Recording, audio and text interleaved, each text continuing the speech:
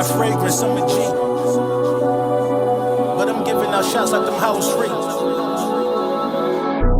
my language, pardon me. Wanna see what I got so they follow me. Yeah. So they follow me. Yeah. Excuse my language, pardon me. Wanna see what I got, so they follow me. Like this to push out, we don't got a key. She throwing that at cause she gotta be on top of her game cause she wanna be on one I'm on like she wanted me. You can feel me inside, girl, don't run for me. She say she feel safe when she under me. I can't trust a little shorty, a diva. Going up, they gon' need a new meter. I can't trust them, won't never believe them. I'm too sharp like we using a needle. Making hits like I run with the Beatles. Never bite the hand that'll feed you. They gon' let you burn, they won't feed you. Just don't leave me hanging when I need you. Excuse my fragrance, I'm a G. It's that Bonabana with a hen of tree. I heard niggas plotting to follow me, but I'm giving out shots like them hollow streets. Can't trust none of these hoes, it's one of me. When the link in the bio come with a fee. I came in here sticking my dungarees, cause I'm from round them blocks with a powder be. That ass and sure what's the policy, cause I'm about to put work in, you copy me? Her friends wanna fuck with a star. Well, them hoes gotta suck on the galaxy. Money and balancing. You find this whole attitude challenging. I told that bad bitch she got one time. After that, she gon' need us some stamina, gone. Excuse my language, pardon me. Wanna see what I got, so they follow me. Like this to push out, we don't got a key. She throwing that at cause she gotta be on top of her game cause she wanna be on one I'm on like she wanted me. You can feel me inside, girl, don't run for me. She say she feel safe when she under me. I can't trust a little shorty, a diva. Going up, they gon' need a new meter. I can't trust them, won't never believe them. I'm too sharp like we using a needle. Making hits like I run with the Beatles. Never bite the hand that'll feed you. They gon' let you burn, they won't feed you. Just don't leave me hanging. They be scared of the pressure. Got my own back, cause I know for a fact I'ma come through. I be saying I'm blessed. She don't know whether or not if I'm really gon' come through. Hope you stand on them texts. I've been on grinding for so long. They hate to see me get my roll on. I've been grinding it for so long.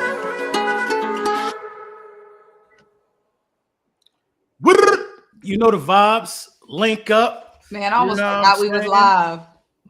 Oh, you ain't know we was live? No, because it was like 5 minutes. Oh, no. I just do that. And then when the song ends, I just go live. I don't want to play the song again. But Okay. my bad, Symone, I should have said something. But I want to let y'all know, when you own the music, you're good. You don't get flagged, none of that, man. That's ghost language of a couple projects ago, 45,000 streams. I'm with some of my favorite people in the whole wide world right here today. Even though they curved me, I sent the group FaceTime. You know what I'm saying? They ain't answer.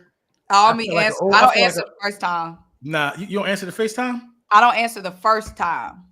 What does that mean? I felt like an old man outside walking his dog with no friends. Nobody answer. I'm saying you gotta call me twice. If somebody call me twice, then I answer. I ain't doing that. It's funny because I be feeling the same way when I be texting y'all. I mean, it'd be hard to catch y'all via text. I'm like, hey, when the next show? Hey, I got this going on. Let me hit you back. You know what I mean? The thing about the text, though. I'm a terrible texter, though. You could miss a text. I miss text. Somebody texting me right now. They might not hear back from me till Friday. Right. I'll look at the text and be like, oh, I'm gonna get back to them. You know what I'm saying? You could miss a text, but a FaceTime, the phone actually vibrates or rings for that. See, this business, y'all talking about y'all can miss a text. I'm talking business with my people. What we talking about? So if it's a text and I already know, like, let's say it's a text and I know the person not gonna need to know until Friday, but they text me Monday, I'll text you when it need to be known. Okay. You know what I mean? I already know how Symone operate. Fair enough. I already know how Symone, unless Symone say no, she can't do it. She don't need to say yeah, because the silence means she could do it. Okay, now I know that. You know what I'm saying? It's crazy though that we have to learn that, but that's what that means. No, I'm glad I know that now. That changed the game for me. Right. So you just be like, see, I'm gonna always give you confirm. You know what I mean? Symone be sidelined somewhere. Usually I'll be waiting for LB to respond because I'll be like, it don't matter if I can do it or not, if the whole group can. That's a fact. So if I'm on the fence about it, then I'll be like, well, let me see what he say first before I say something. Because if everybody's saying it, then maybe I can make something work instead of saying no. Fair enough. Shout out to my guy, man. West Philly Sam. He said, LBI, I'm fresh home. My boy left the waves for the locks. I come home 2-time champion, man. Welcome home, man. Welcome home. You know what I'm saying? Stay home. You know what I mean? Stay Come home. home. Facts. Stay home. It's It don't better matter out what here. you do, who work at Subway, something, stay home. You know what I'm saying? But we got a good one though, man. The draft kicked off a couple days ago. Mm-hmm. You know what I mean? We wrapped that up on Saturday, I believe it was. And we got some interesting selections. You know what I mean? I think personally, it's a sneaky A+. You know what I mean? Some of the names might not be too familiar with a lot of people, but I think the Eagles did fairly well to not have a third round pick. What do you guys think? Man, I'm so happy with this draft. We said before, going into the draft, we all were on the same page. I feel like we're saying like the Eagles can't do no wrong in this draft. You know what I mean? It would take a lot for the Eagles to have a bad draft. You know what I mean? I'm very happy with the draft. Like, I'll give it a A+. Honestly, I know we're like biased, but I feel like Howie Roseman has deserved the bias. You know what I mean? He's drafted so well. He's done off season so well these past couple of years that he deserves the bias. He deserves the benefit of the doubt with what he does in the drafts. I saw a couple of people like they want to see him be more aggressive. The man tried. He was making calls. I know we call him Ski Mask Howie, but he literally cannot rob these other teams. Like, he did his part. He got on the phones. He made calls. They don't want to see us winning. Look, Kodak, they don't want to see you winning. They don't want to see you in a Super Bowl. So they wasn't answering the phone. That's not on Howie. He did his job. So it's a lot of hate. It was definitely a lot of hate involved with that. A lot of hate. Yeah.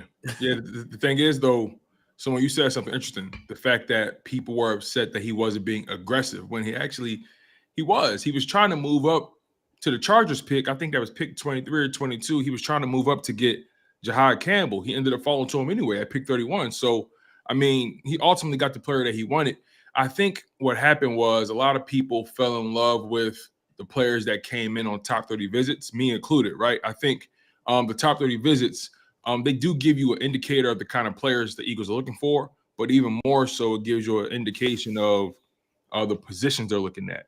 And for the top 30 visits, they brought in offensive linemen, they brought in edge rushers, right? You know, off-ball linebackers, they brought in corners, they brought in a linebacker, they brought in one running back, right? They didn't bring in any quarterbacks though, but regardless, you know, I'm pretty pleased with this draft class because I feel like the Eagles didn't reach. I feel like all the players they got tremendous value for. The only reason I wouldn't say A+ is because I'm still learning a lot about these players. But if I'm just looking at it from a value standpoint, how he approached the draft, what he was able to get back in terms of draft picks for the following year, starting out the draft with 8 picks, you end up drafting 10 players. You think about the positions of value, he drafted 2 offensive tackles, an interior offensive lineman. He drafted 2 linebackers, an edge rusher, a corner, a safety, a DT. I'm completely on board with this draft class, and you know, there's guys that I'm really excited to see what they do, and also you drafted guys that you really don't need to be the guy right now, and that's the thing. When you're a team like the Philadelphia Eagles, you're coming off a Super Bowl win. You still have one of the most loaded rosters in football. Let's be honest about this. How many teams can really say they had the personnel the Eagles had prior to the draft and post free agency? There are teams who are still trying to build their team, there are teams who are still trying to get where the Eagles are, and the Eagles didn't even draft a player yet. But then you add the players like Jahad Campbell, Andrew Makuba, who are going to definitely encourage some position battles. You bring in Ty Robinson at D tackle, who's going to encourage some more position battles. You brought in a ton of competition, a ton of youth, a ton of talent, a ton of versatility. The one thing that stands out to me the most about this draft class is that 6 of the 10 players were selected on defense. Their first 5 picks were defensive players. 3 linebackers, 1 corner, 1 safety, 1 DT. It was also interesting to see them draft 3 linebackers in general, right? 2 traditional linebackers, and one off ball, right? But Jahad Campbell, he has the capability of kind of doing a lot of different things. So I just feel like they really did a great job going after players that have unique traits that they can build on. And the last point I want to make is that stood out to me a lot is that they didn't draft a tight end. And I want to get y'all thoughts on that, because them not drafting the tight end told me a lot about how they view this tight end room and how they view the Dallas Goedert situation. But go ahead, you guys. No, yeah, you know, I completely agree with you with everything you said. We drafted where we needed to draft. You know, C.J. Gardner-Johnson, he departed. You go get you a safety. Milton Williams departs. You go get Tom Robinson. Jahad Campbell just falls into your lap.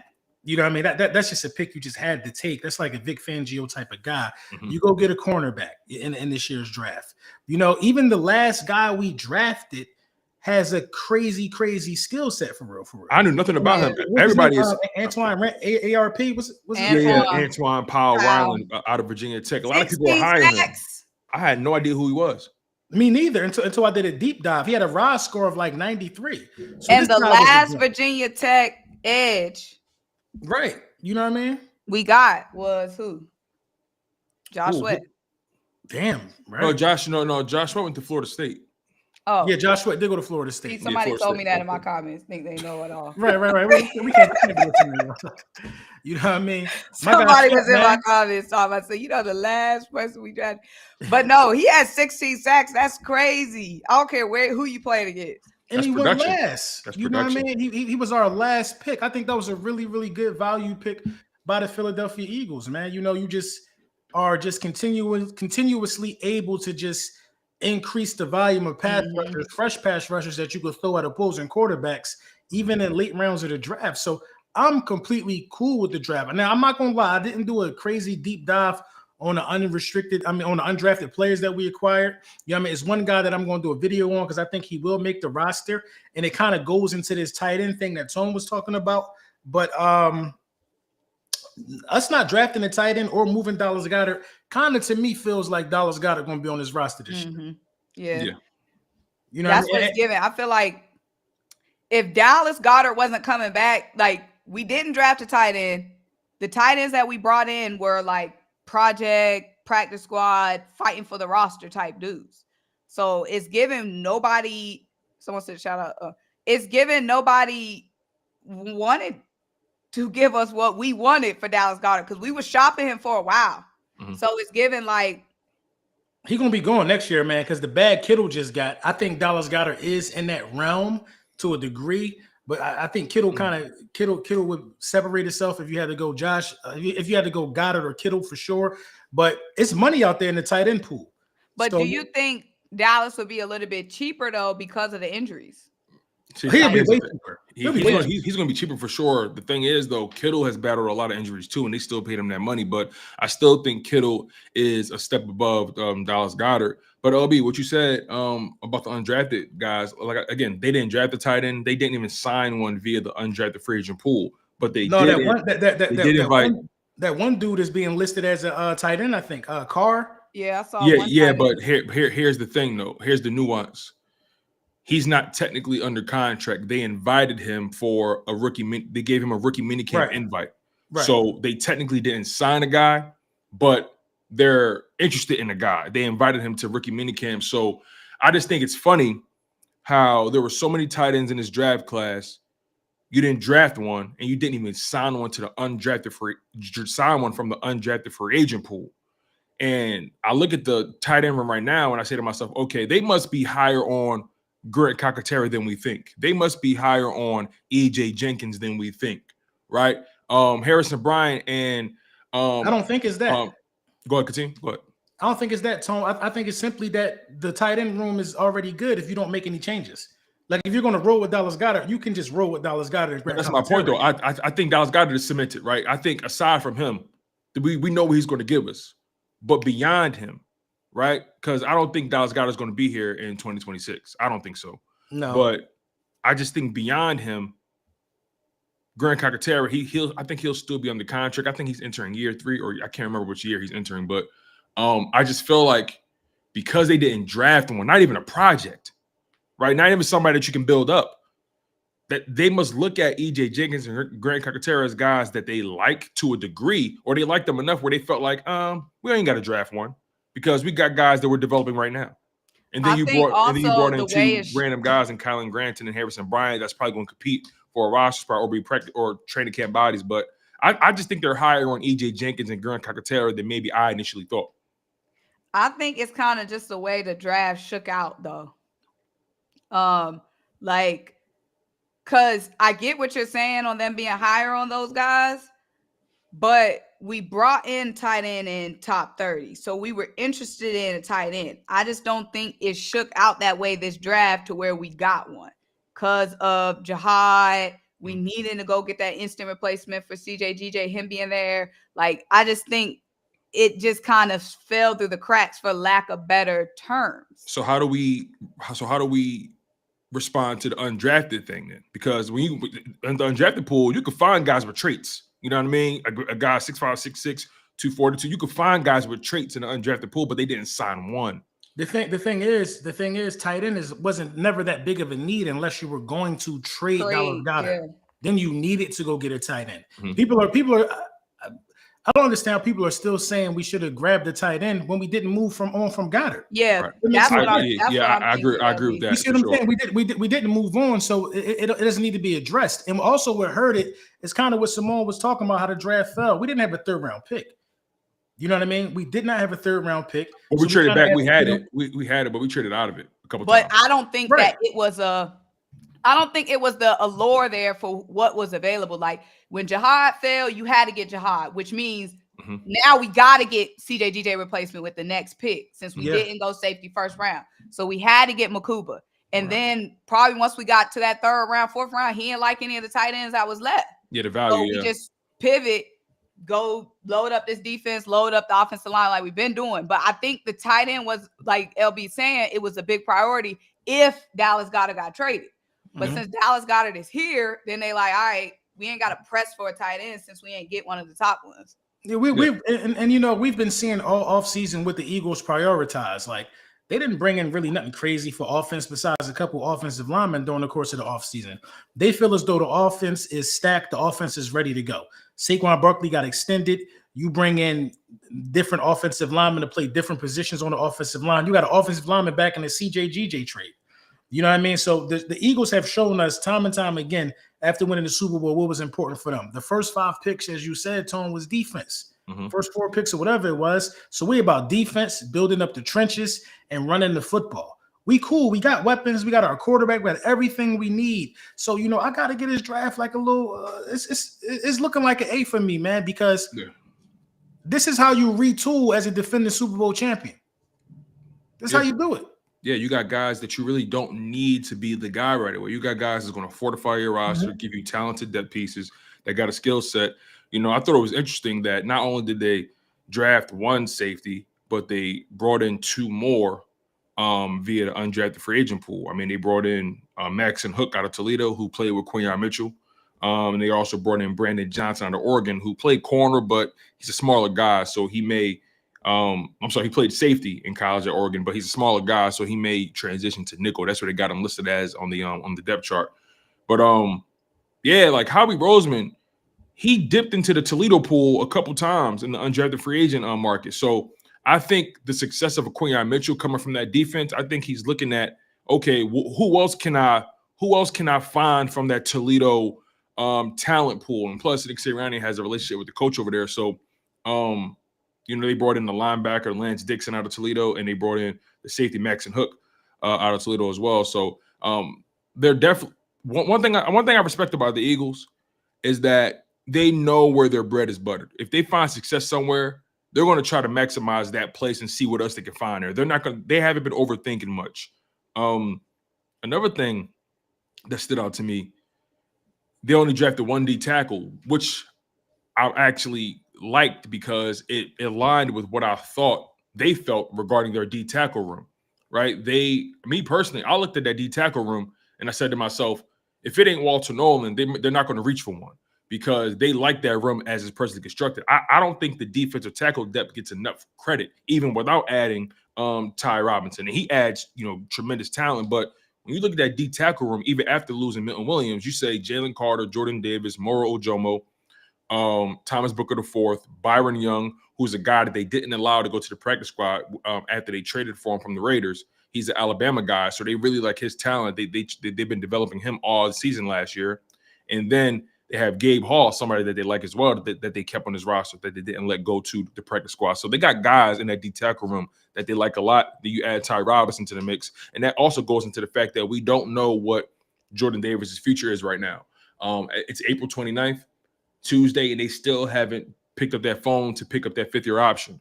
At this point, and I've already committed to this thought, but at this point, I don't think they pick it up. And the Ty Robinson pick just may be another indicator that they won't. I agree with you, man. A lot of people fighting me on this one on Twitter. They saying, "Oh, we're going to pick it up. We're going to pick it up." Yeah, blah blah blah blah blah. But you don't know what they're going to do. You don't know what they're going to do. This team is really trying to retool and save money at the same time. They're trying to retool. Yeah, they're trying to retool and save money at the same time. I think they should pick it up. You know what I mean? Because Jordan Davis seems to be turning this corner. He seems to be getting better right before our eyes. But I'm telling you, man, I'm gonna keep it 100, man. Like Ty Robinson got the potential to be the best player out the draft class. That's how good I think Ty Robinson was crazy. 6'5", 288, and he ran a 4. What was it? Like a 4.8. 4.8, something like that. Yeah. He's a big dude. The fact that we wait until like Monday, May 1st is right around the corner. Like the fact that it's taken up to the buzzer is like. It's not a good sign. Not a good sign for his money. And again, that doesn't mean that they won't bring him. That doesn't mean they won't retain him for 2026. All it means is that they're allowing him to go into the 2025 season. Remind you, his 2025 money is still guaranteed. Let's not get it twisted. It's a rookie deal, so it's all still guaranteed. But the 5th-year option, the 2026 part of the deal, if they don't pick that up, okay, they're basically saying, listen, we like you, but we're not just going to give you $12 million. You got to prove that we deserve to extend you. And they may believe that we can get him for less than $12 million. We need to go ahead and extend JD, man. Stop playing in that man's face, man. Listen, JD better stop playing in our face. JD, stop playing in his face. Listen, I like Ty Robinson, but isn't Ty Robinson more of an all-around guy? Like the run stuffing. His run stuffing is his main thing. And then Ty Robinson he's the same thing as Jordan Davis. He's a pure nose tackle. But he got the pass rushing too. Who, Ty Robinson? Mm-hmm. He definitely do. He was number one in what? Quarterback hurries for. He was number one, I think, overall in either quarterback hits or quarterback hurries for a defensive tackle. It was hurries. He had like 47 pressures. They call him the vanilla gorilla. Yeah, he had like 47 pressures. Just watch that game. What school he came from? Was it Tennessee? Nebraska. Just watch that game against Colorado. Man, Ty Robinson about to be crazy, bro. Shedeur Sanders was running for his life. Man. I listen, bro. He led Nebraska in sacks.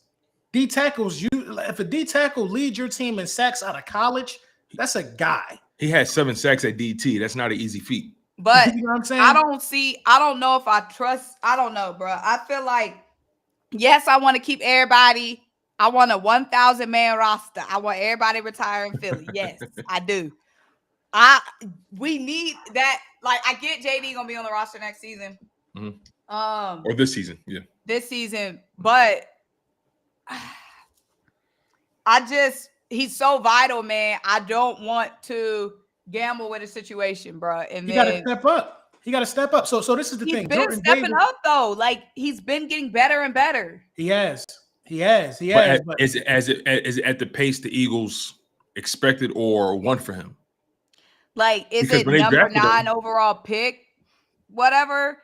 13th when they drafted him. I'm telling you, when they drafted him, they got really enamored with that combine, and they really felt like, yo, we may get a Vita Vea. Remember, they drafted him in what year? 2022, right?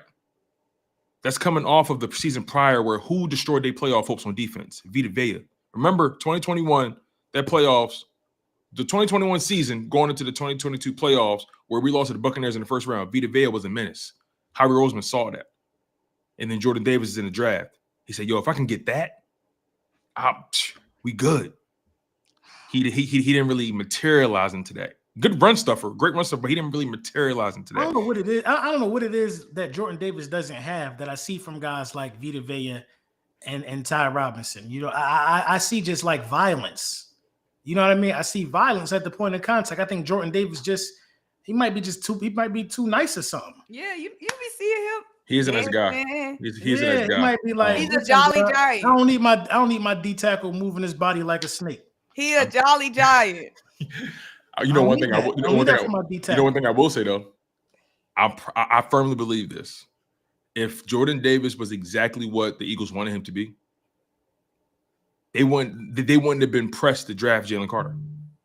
They wouldn't have been pressed to draft Jalen Carter, but Jalen Carter was generational. Yeah. And some of those things was also being said about Jordan Davis. But I think they still would have drafted Jalen Carter because just of the pedigree, Right. just of the Bulldog pedigree. That's possible. That might be the only Jalen Carter was reason why. generational, bro. Like we would have got Jalen Carter regardless. And by the way, that's not taking nothing away from Jalen Carter. I think it's just they felt they felt the more dire need to get that man.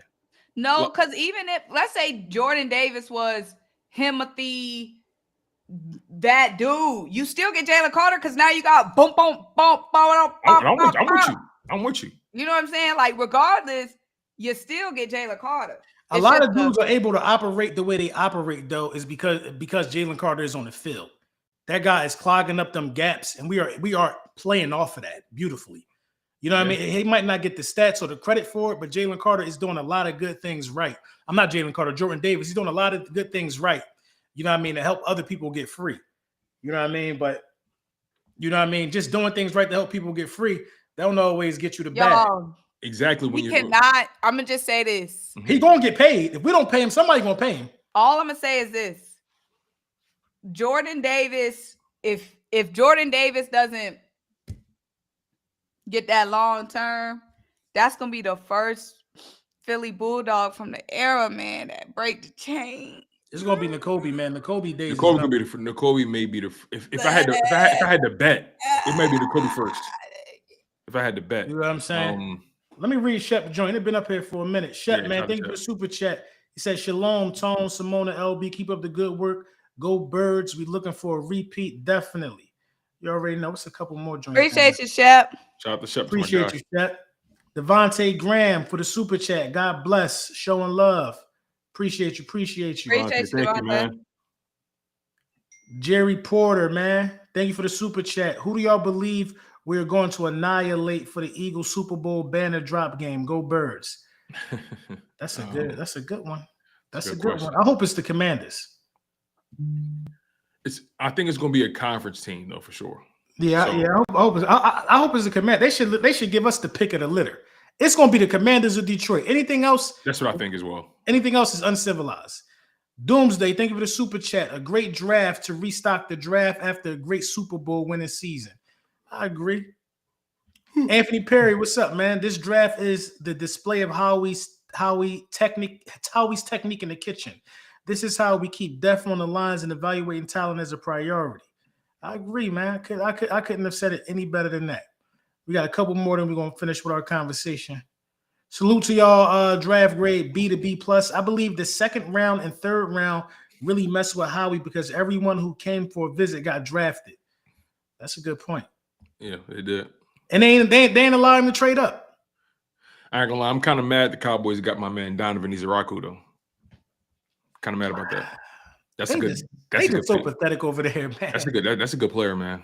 They drafted him, and guess what was the first thing they said? Finally got Micah some help. Why do everybody that y'all think is such a rock star need help from come on, man. Hold on, wait. Finally got Micah some help. I've never heard nobody say that like that. Now DeMarcus Lawrence chopped liver. It's all good. Yeah. Green Wingman, thank you for the super chat. The last option, the fifth option, the pickup, Derek Barnett. Or the last time we picked up a fifth-year option was Derek Barnett. Okay. We did pick up his fifth-year option too. That's interesting because you would say to yourself, if you pick that up, you probably gonna pick Jordan Davis up. Yeah, but I don't know if it's that simple though.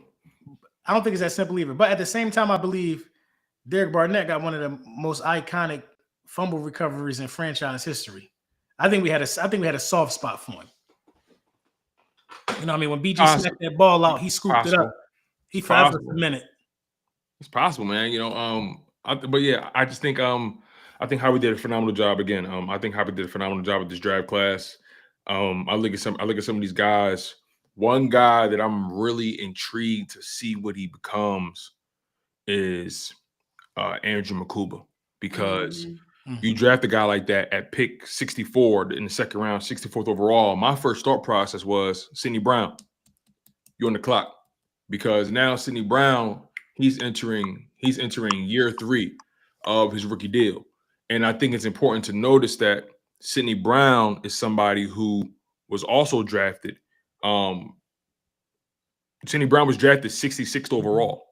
Now, that's a top-end third-round pick, 66th overall. Makuba was drafted 64th overall. So in terms of draft value, in terms of draft investment, these players were pretty much given a similar investment, a 64th overall pick versus a 66th overall pick. So now, so we can't debate who they're going to show favor to as far as draft stock goes. We can put that out the window. Now, in terms of just skill set, in terms of what each player brings, I think Andrew Makuba comes in significantly more refined than Sidney Brown was in terms of coverage. Sidney Brown was just a very physical dude, a hitter. I think Sidney Brown had a better physical profile than Andrew Makuba, but Andrew Makuba just comes. I think he's just more technically savvy than Sidney Brown. I'm really fascinated to see how that position battle goes. I know I've seen a lot of fans try to bring up Lewis Cine in that conversation. Sorry, I'm not too gung-ho on Lewis Cine. Lewis Cine has to prove he can stay healthy. He has yet to play 10 professional football games in his career. So I can't sit here and say Lewis Cine is somebody I'm looking at right now to even be in the conversation with this competition. I think this competition is a two-horse race between Makuba and Sidney Brown. And both players are going to have a chance, that both players are going to have an opportunity to go get that spot. It's wide open. And we know draft positions don't matter to Vic Fangio. But no, I love the Makuba pick. I mean, the coverage skills, 10 out of 10, 90 PFF grade for his in coverage, 12 passer rating allowed when he was targeted. Like, this dude is a dog. I'm excited for him. He got that look in his eyes. You know what I'm saying? Where he don't play. He don't like he gonna be doing the jelly roll. You know what I'm saying? In the locker room. Like, his look. Right. He got that menace. That look like a menace. Anybody that pop up with some jean shorts on with the black leather Pradas is different. It's that vest. Different. He got that look in his eyes, bro. He don't got no problem hitting. A lot of people are saying Honey Badger. A lot of people are saying that he reminds them of the Honey Badger. The Honey Badger was damn near generational coming out of college. So I might need to look at some more Makuba film. But Makuba to me seems like a in control crash out. A crash out with reason. You know what I mean? A reasonable crash out. Right. That little smirk, you know what I mean? All, bro. Like some people crash out because they hear somebody was talking about it behind their back. Right. Other people crash out because you smacked their mom. That's a reasonable crash out. For sure. He's a justified crash out, and I like his energy on the field, man. I really do, man. I like what he brings to the table. What I love the most, what I love the most is that, you know, he started out in the ACC playing for Clemson, and he said, you know what, I want to take this shit to the next level. He transferred to Texas in the SEC and had his best season. So he went up against elevated competition in the elevated conference, stiffer competition, and ended up being one of the most dominant safeties in that conference. On top of that, a thing about him that people forget is that he made history in the SEC. He was the first true freshman defensive back to start a season opener since 1972. So he's a guy that was already breaking records and setting trends when he was in the ACC. He brought that talent to the SEC against better competition, better receivers, better tight ends to go up against, better players overall, and he had one of his best seasons thus far. His performance in the SEC championship game, 11 tackles, 2 tackles for loss, and a forced fumble. The dude is a hitter. He's physical. He plays well in coverage. He's rangy. He has the mentality. The fact that he went from the ACC to the SEC means that he want all the smoke, no matter who it is. He don't care who you are, where you from, what school you went to. I want it. So I like a guy like that. And Sidney Brown got the same energy though. Sidney Brown want the smoke too. He ain't afraid of nobody. Like, one thing stands out to me is that a Steelers game where he was fighting my man in the tunnel. He had no rap, zero regard for his life. You know what I mean? So you got two guys that plays the position with ferociousness, with a mean streak. I'm excited to see where it goes. If you guys had to put your money on somebody though, who do you guys think win that job? I think Makuba's a day one starter. Kuba, bro. Yeah, he's a day one starter. I think he's a day one starter. My only issue is, man, he's 185 pounds. Yeah. That's my only issue, man, with him is he's 185 pounds. I know that don't mean nothing in a lot of cases, but, you know, safety is usually a little bigger than that. Yeah, Sidney Brown is 5'10", 211. So put that in perspective. Sidney Brown's beef up on some protein. Yeah, and protein powder. These guys are going to put on more size. Once they get into NFL programs, they get into that. $185 is crazy though. That'll get you ran over by the fourth string running back. $185. How tall is he? Who? Makuba. Mm-hmm. Makuba is 5'11". So him and Sidney Brown are basically the same height, but Sidney Brown got like 20 more pounds on him. That's Someone not said good, he's bro. 194. It depends where you go. Because it do depend where you go to what publication you look at. Because prior to the draft, they had him at 186. I mean, prior to the they say he 194 at his pro day. Yeah, that's what it was. Prior to his pro day, he weighed 186. At his pro day, he put on about 8 pounds of muscle, so he weighed 194 at the pro day. Yeah, Makuba. Yeah. Okay. So he closer to 200 right now. Mm-hmm. Correct. Okay, that's cool then. That's cool. Like I wouldn't just. I'm cool with that. 200 even. I'm cool with that. Cool with that. Yeah. Overall, I'm excited though. I like this draft class. It's a very solid draft class. Mm-hmm. I ain't got no complaints about it at all. Not one bit. because the boy. Hey, listen, man. The boys. Hey, man. They was on Saquon body yesterday, man. I hate to have to just segue into it like that. No, That was a hard. You know what I mean?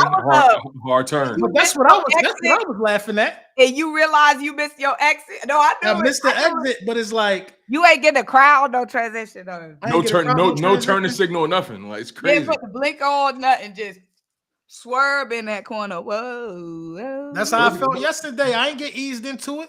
But let's get to it though. Let's have a conversation. I mean, Saquon Barkley, the day before the Eagles went to the White House, he decided to have a golf outing with Donald Trump. The president. It is what it is, though. I don't have any strong opinions about it. Is it something I would do? Nah. But hey, you make your bed, you lie in it. I don't look to.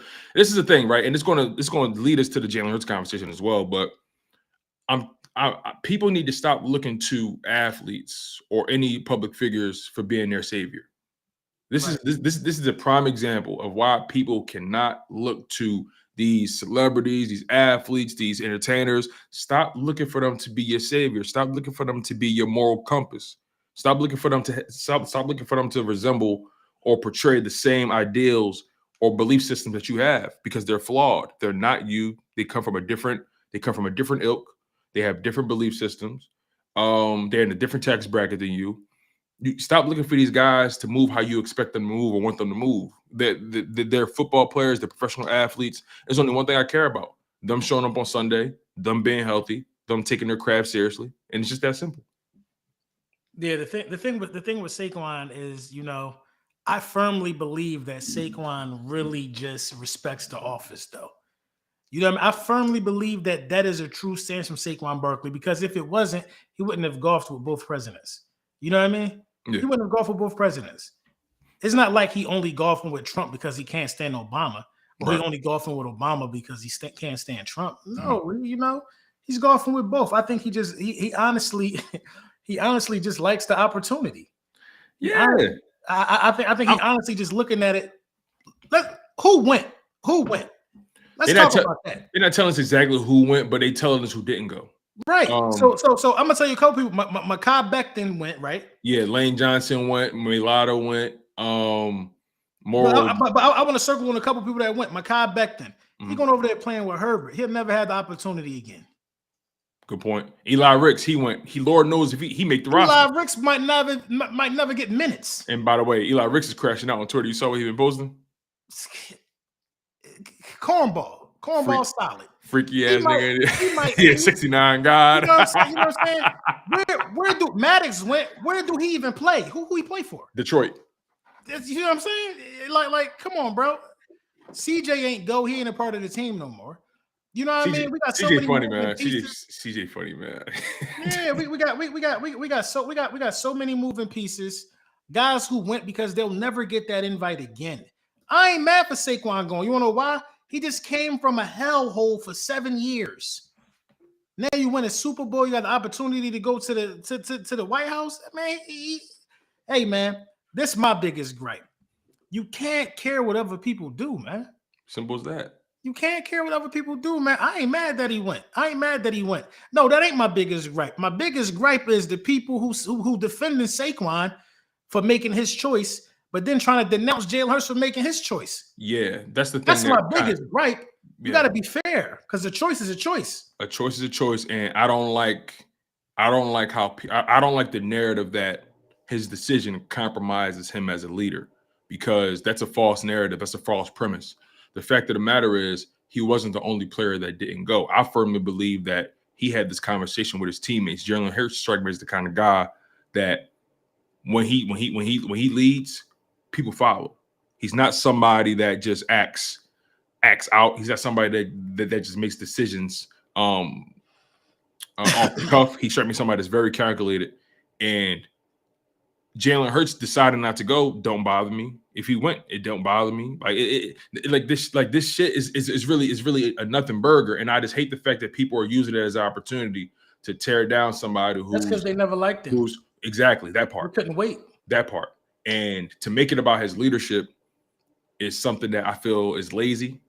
It's a false premise, because firmly. My thing is this also one of my things. I have many opinions on it, but I keep a lot of stuff to myself because I'm not like a political person. You know what I mean? I don't care about none of that. Yeah, I don't use chalk it up sports to talk about politics. I talk football. Exactly. That's what I'm here for. If it had nothing to do with the Eagles or with somebody else's team, I wouldn't care. I didn't even know Tom Brady didn't go during the Obama administration. I didn't know either. I didn't know. Because I honestly don't care. But my issue is this with some of these people. Why are you acting like you don't know why somebody wouldn't want to go? That part. Like, what are you talking about? Let's not act retarded. Let's not act oblivious. Yeah. You know why somebody would not want to go. And on top of that, let's not pretend like, and again, I'm trying my best not to politicize this out, but let's not pretend that, the current president is your standard politician. He's not. He's someone who's constantly going against the grain in terms of politics. He's somebody who's decided not to play by the standard rules of politics. So if the president is not playing by the rules, not playing by tradition, right? Why are we expecting a quarterback of a football team to align himself with that tradition, right?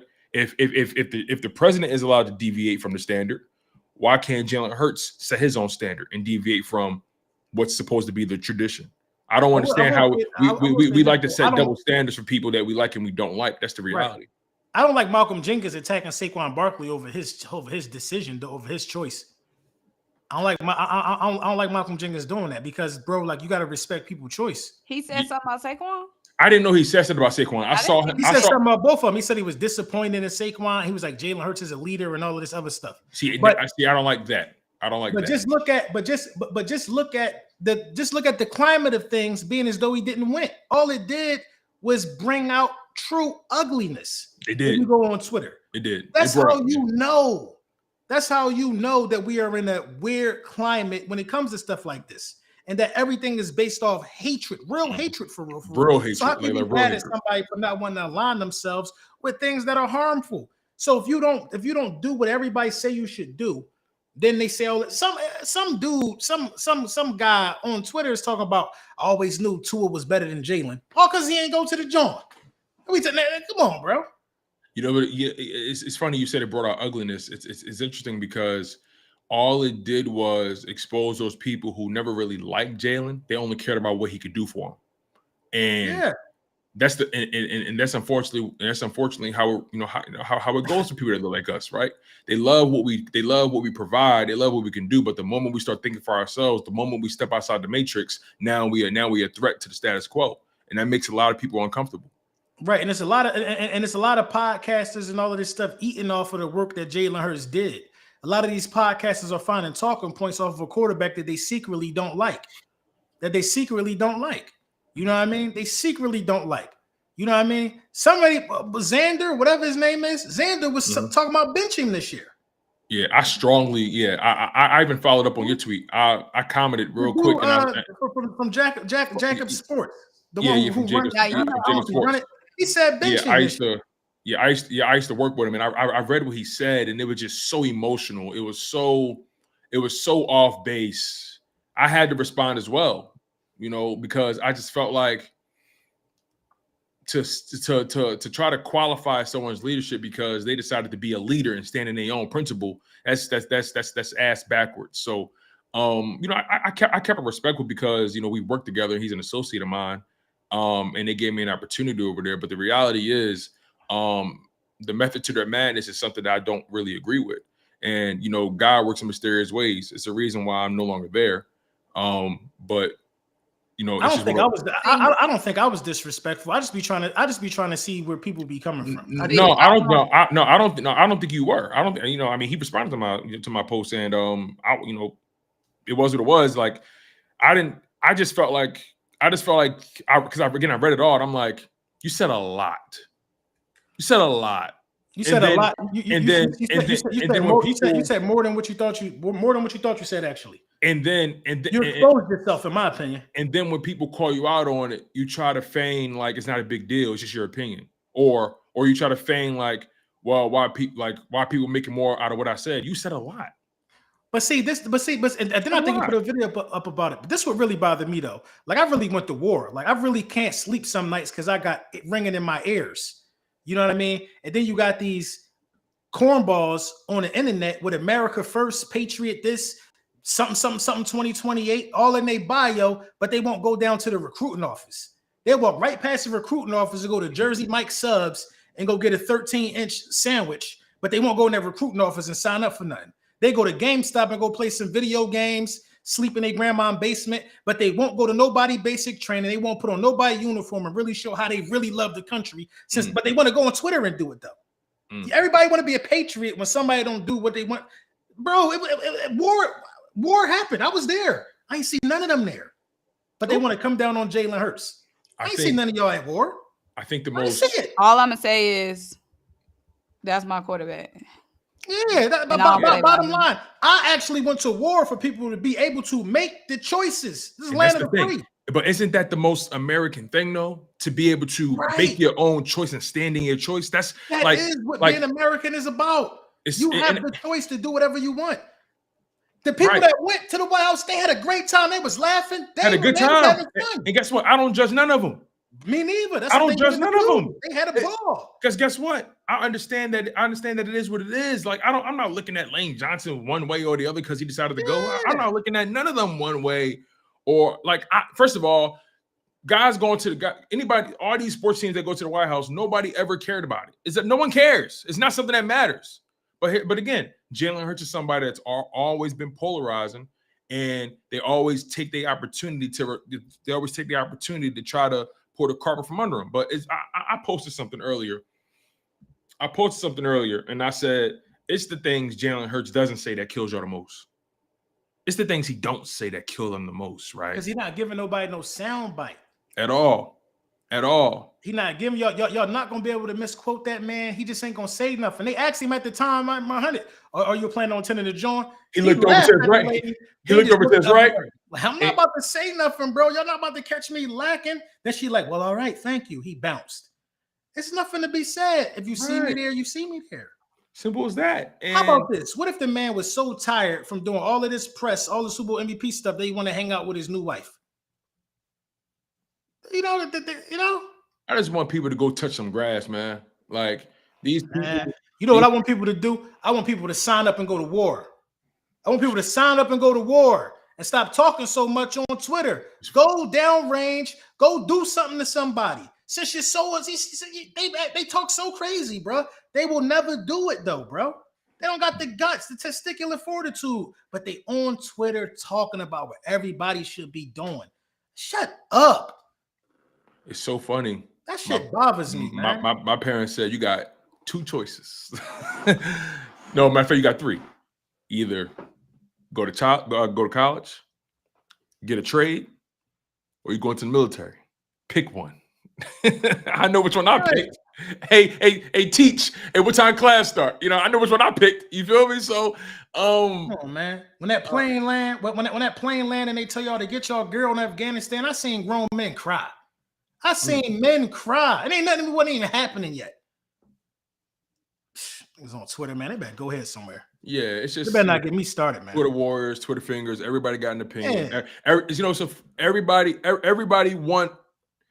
It's so funny. That side, right? That side. They always talk about free thought, being radicals, going against the status quo, going against tradition. That's what they love the president for being a radical, going against the trends, going against what he's supposed to do.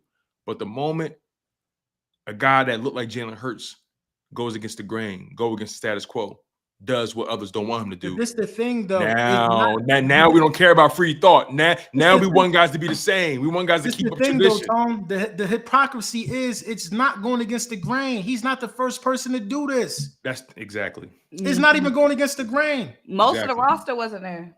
Right. Okay, I'm glad you said that, Symone. Let's get into that because Jalen Hurts wasn't there. A.J. Brown, Devontae Smith, Brandon Graham, Darius Slay, Nolan Smith, Jordan Davis, Jalen Carter, C.J. G.J., Zach Bond, N'Kobe Dean, Isaiah Rodgers, Jelix Hunt, Josh Sweat. 14 players decided not to go. Because Keely Ringo cousin DM'd me yesterday to make sure I knew he wasn't there. 15 players then. Keely Ringo. That's hilarious. Keely Ringo didn't go. He said, I gotta make sure they know I ain't go. I did a DM last night, Tahaj Ringo. It was like, let me make it clear. Keely Ringo was not there. 15 players didn't go. 15 players, you know, and that doesn't more say than 15 players. Well, yeah, I'm sure it was more than 15 because when I look at the picture, I'm like, that team is small right now. But that just like an AAU basketball team photo, right? And guess what? It don't say nothing about their character, and it don't say nothing about the guys that went character. It don't say nothing about their character because guess what? I don't know them niggas. Right? I don't know them. With all due respect, I don't know them. All I know them for is being members of the team that I love. I don't know them. They don't owe me nothing. They're not my savior. Saquon was having a time. Big Dom was having fun. Goddard was having fun. The people that was there was having fun. Yeah. That's all that matter. I don't care. That's all that matter, man. Right. You know what I mean? CJ with the super chat said he didn't go because he was getting fat. Oh, CJ said that. Yeah, it was hilarious. But then he was like, "No, I'm just playing." But the reason I didn't go is because I ain't really want to wear no suit, man. That shit was. I go because he don't want to be around a team that just traded him after winning the Super Bowl. I think that's what it really was too. Yeah, that part that's too. what it is. You know, he human. War V, thank you for the super chat. Makuba and Maddox weight the same and kind of play the same far as willing to tackle. 185 scares me. Maybe I'm just having Maddox PTSD. He a baller though. He won 91 now. My thing with Maddox is I think he had like a turf toe thing. He had like a foot thing. Yeah. Maddox situation was his toe. It wasn't even nothing crazy. It was turf toe. He been running different for years because of that toe. Mm-hmm. It's a fact. He made a hell of a play in the Super Bowl though. Sure did. Got him paid. Got him a 1 year deal in Detroit. He went home. Shout out to him. Cool Eagle SNE TV. Thank you for the super chat. You would not want to meet one of the most powerful men in the world, once in a lifetime opportunity, whether you like him or not, to the White House. Saquon just respects the position. People need to do better. Yeah, I agree. Saquon respects the office. I'm cool with that, but I don't think Saquon. The only thing I'll say about Saquon, he shouldn't have said nothing. Standing a decision. He shouldn't have said. But no, they was cooking him. They was cooking him. They cook everybody. They cooking Jalen. They were cooking him. Me personally, I've seen so much in my life that if Jay-Z was across the street in a diner from me, I'm not running over there to go see, bro. I'm just not that guy, bro. Yeah, I'm not going to see nobody who I don't respect. So yeah, so you can't be mad at nobody. Don't mean nothing to me. Power don't mean nothing to me. I respect Jay-Z, and I'm not about to be jumping out of my skin. Oh my God, it's Hove. Man, the most powerful man in the world to me is my father. Fuck they talking about. The most powerful person in the world to me is Jesus. Right. I don't like ugly, so I ain't rocking with ugly. I mean, I don't like when you talk about man and power, that just don't even exist. I don't even like that statement. Like, yeah, that you don't, know, yeah, I, that you, that that don't I that don't don't want that to don't meet the most exist with me. powerful. I'm personally That don't. aligned with something. That sounds like a Aladdin, like Disney movie, the most powerful man in the world. You get Yeah, to go. that just Like don't. that don't exist. Yeah, that don't. Yeah, that I'm not set up like that. Not me. I'm not set up like that. I just don't care. I don't care. You know, I have my own belief systems. I have my own things I believe in politically, but like that's not what my platform was for. You know what One I mean? thing. One thing that's I was in the same room with Obama. I ain't gonna lie. I ain't gonna lie. I stared at him for like 10 minutes straight. I'm like, is this a real person? It's some people Where that were got you that. at? It's some people that got that I magic. was like in a hangar coming from a deployment. Oh, okay. And I'm like, this is crazy. But then No. the feeling faded away. I'm like, all right, like, what am I about to eat? No, See, this that's some what's people that got that That's aura. what's wrong with our culture. Like we too obsessed with the illusion of power, the illusion of status, the illusion of celebrity. That's what's wrong with us. Yeah, as like a society. Like it means nothing. It means Definitely nothing. means nothing. And overall, I just want people to understand that your life is larger than your so-called political allegiances. I mean, the way people go hard for some of these guys, I'm like, yo, like first, again, stop looking for athletes to be your savior. Stop looking for these politicians to be your savior. Stop looking for these guys to lead you, and stop looking for these guys to be the example of morality and so on and so forth. Like these guys, all these guys are flawed. I look up to the men in my life. I look up to the men and women in my life. I look up to my dad. That's my role. I look up to my mom. I look up to the man that show up for work every day, regardless of rain, sleet, or snow. I look up to the guy that take care. I look up to the men and women that take care of their kids and make sure they grind every day. Like I got a different way of looking at life, bro. These athletes, none of these people, no matter how much I love what they do on the football field, no matter how much I love what they do in the communities, like these not people I aspire to be or I look up to, bro. I look up to people in my day-to-day life because that's reality to me.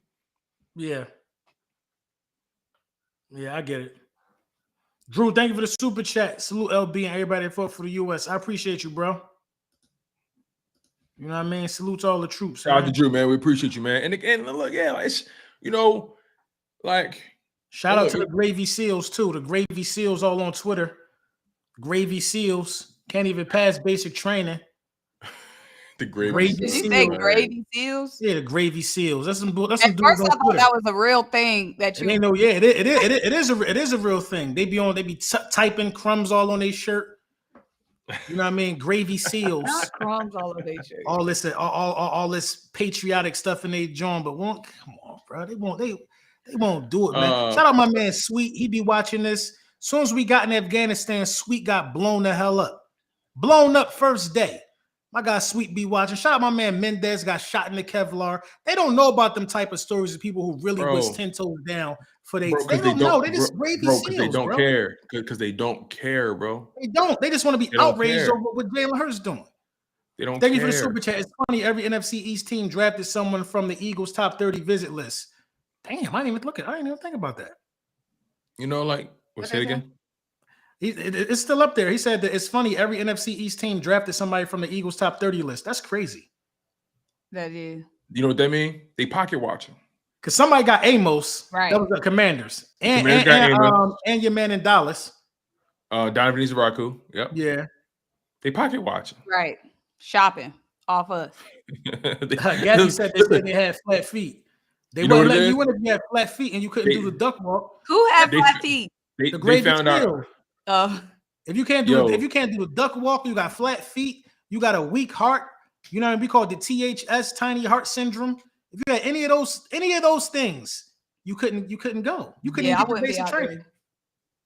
You know what I mean? It's funny, like what you said about the division drafting the guys we looked at. They basically found our grocery list. They found our grocery list and tried to shop off of it. Literally. We threw it in the trash. Said, "Nah, we don't want those guys no more." They said, "No." They said, "Yo, look who we found." Go look at their list. Go look at their list. Tyler Stevens' grandfather, after death, earned the Medal of Honor in Vietnam. I don't even try to pronounce that, but I know what it means. Well, posthumously. Is he saying Steen? I don't know who he's talking about. Is he talking Tyler Steen? Because I don't know who Tyler Stevens is. I don't know who that is. I think he's saying Steen. I don't know, man. I Everybody, would say they look up to Symone for trying to do the Lambo leap. listen. That Everybody, Hey man, you got to work on your calves or something. No, look, got I no wasn't hot. trying to knock nothing down. I was trying to be. I didn't want to. Okay, first of all, That was the real wall. yes. How you I gonna knock wasn't the wall trying down? to draw too much attention to myself over You was there. trying to be low. You weren't trying to. Yeah, do I was much. trying to keep it low feel key you. because everybody else doing the little media stuff. I'm trying to get my little social media stuff. So I was trying to keep it low key. Mm-hmm. Wasn't trying to do too much. I ain't mad at you. Man. I could have did better though if I was for real. Yeah, as a matter of fact, I didn't get a chance to tap in with you. Like how was it down there? What was the vibe? Like, talk to me. What was the weather? Man, it was great. I was gonna make my post today because I haven't had real time to like decompress. But man, it was incredible. It was a blessing. Like I said, it still hasn't even really like fully hit me. But I'm getting them credentials next year. Was that your first draft or your second draft you went to? This my second draft, but this is my first time doing the red carpet. Oh, okay. Yeah, that big ass mic in your hand. Bro, we gotta go, bro. Like, I'm telling you, we gotta go. We could go. We get the Airbnb, shoot crazy episodes from this spot. Bad. That's the bag right there.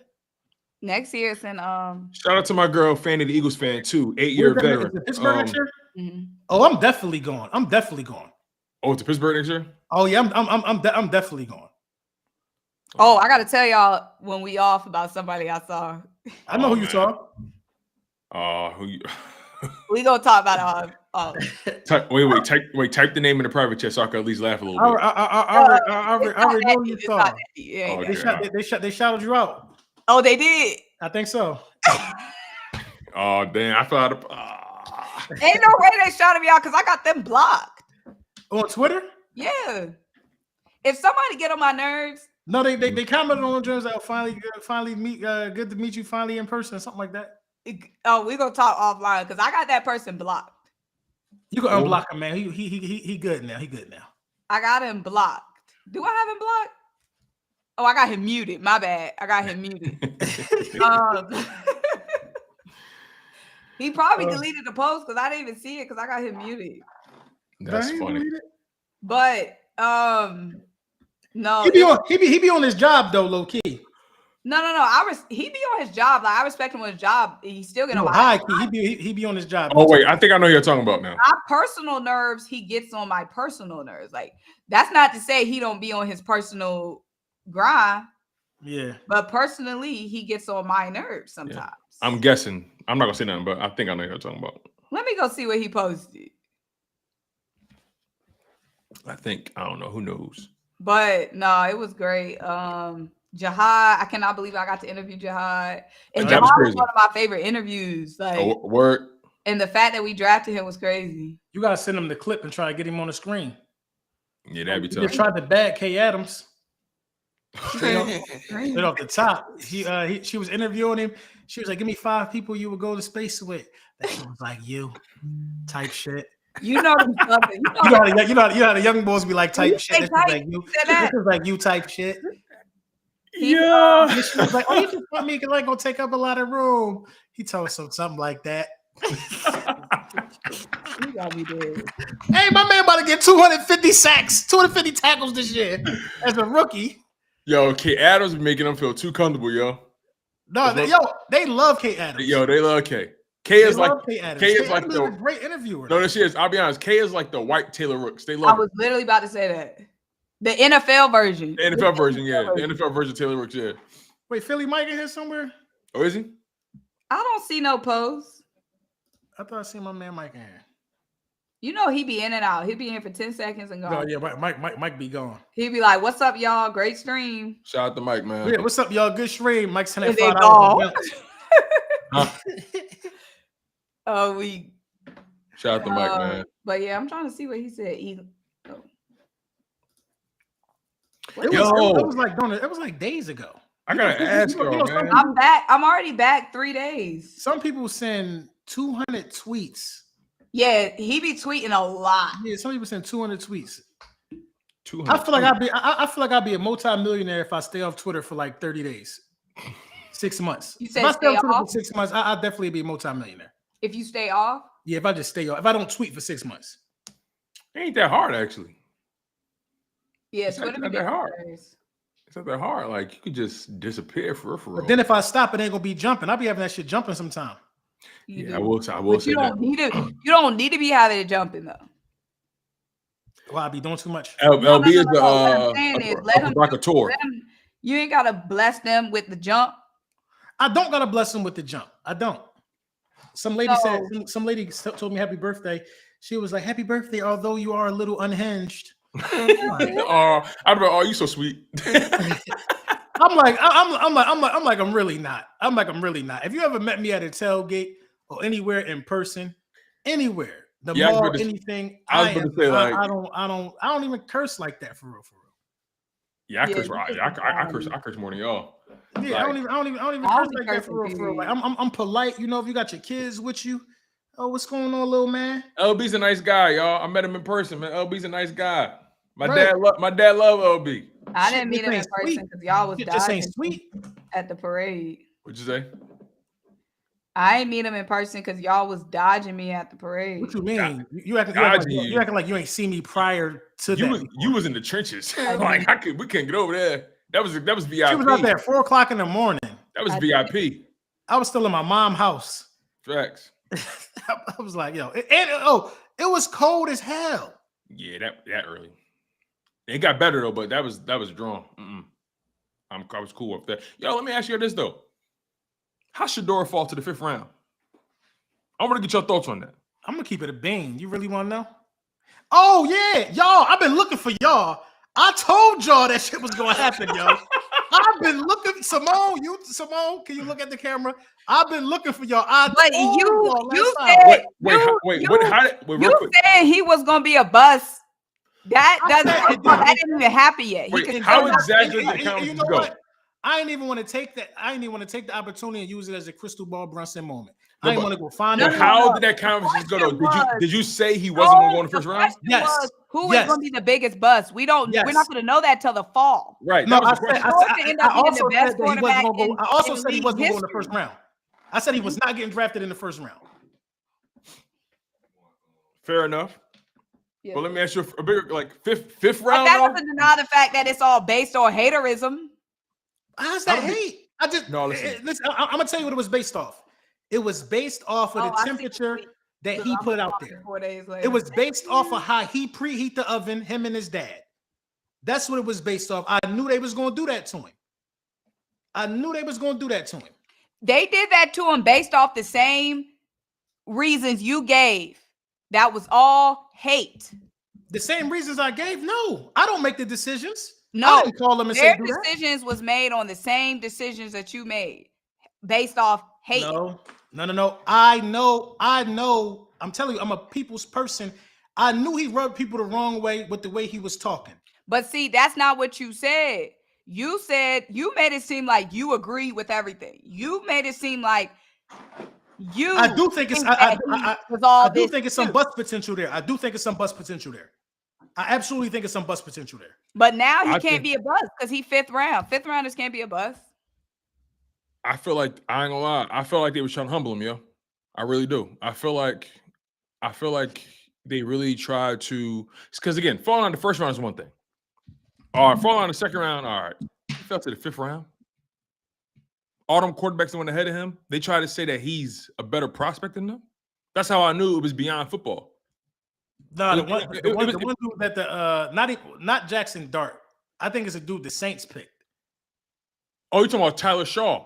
He is trash. Yo, when they picked him, I said, "Oh no, it's really a vendetta." He is trash. He is. They were making it a point. They were trying to make a point. Because let's be honest about this. I'm tired of people saying he rubbed these owners and these executives the wrong way. I'm tired of that narrative. And look, none of us is in those. At the end of the day, none of us was in those rooms. We all these people that saying that operating off of hearsay, operating off of rumors. None of them were in those rooms. The only people that really know is Shedeur and those executives that he was talking to. And the reality is, I don't feel like Shedeur did anything so different.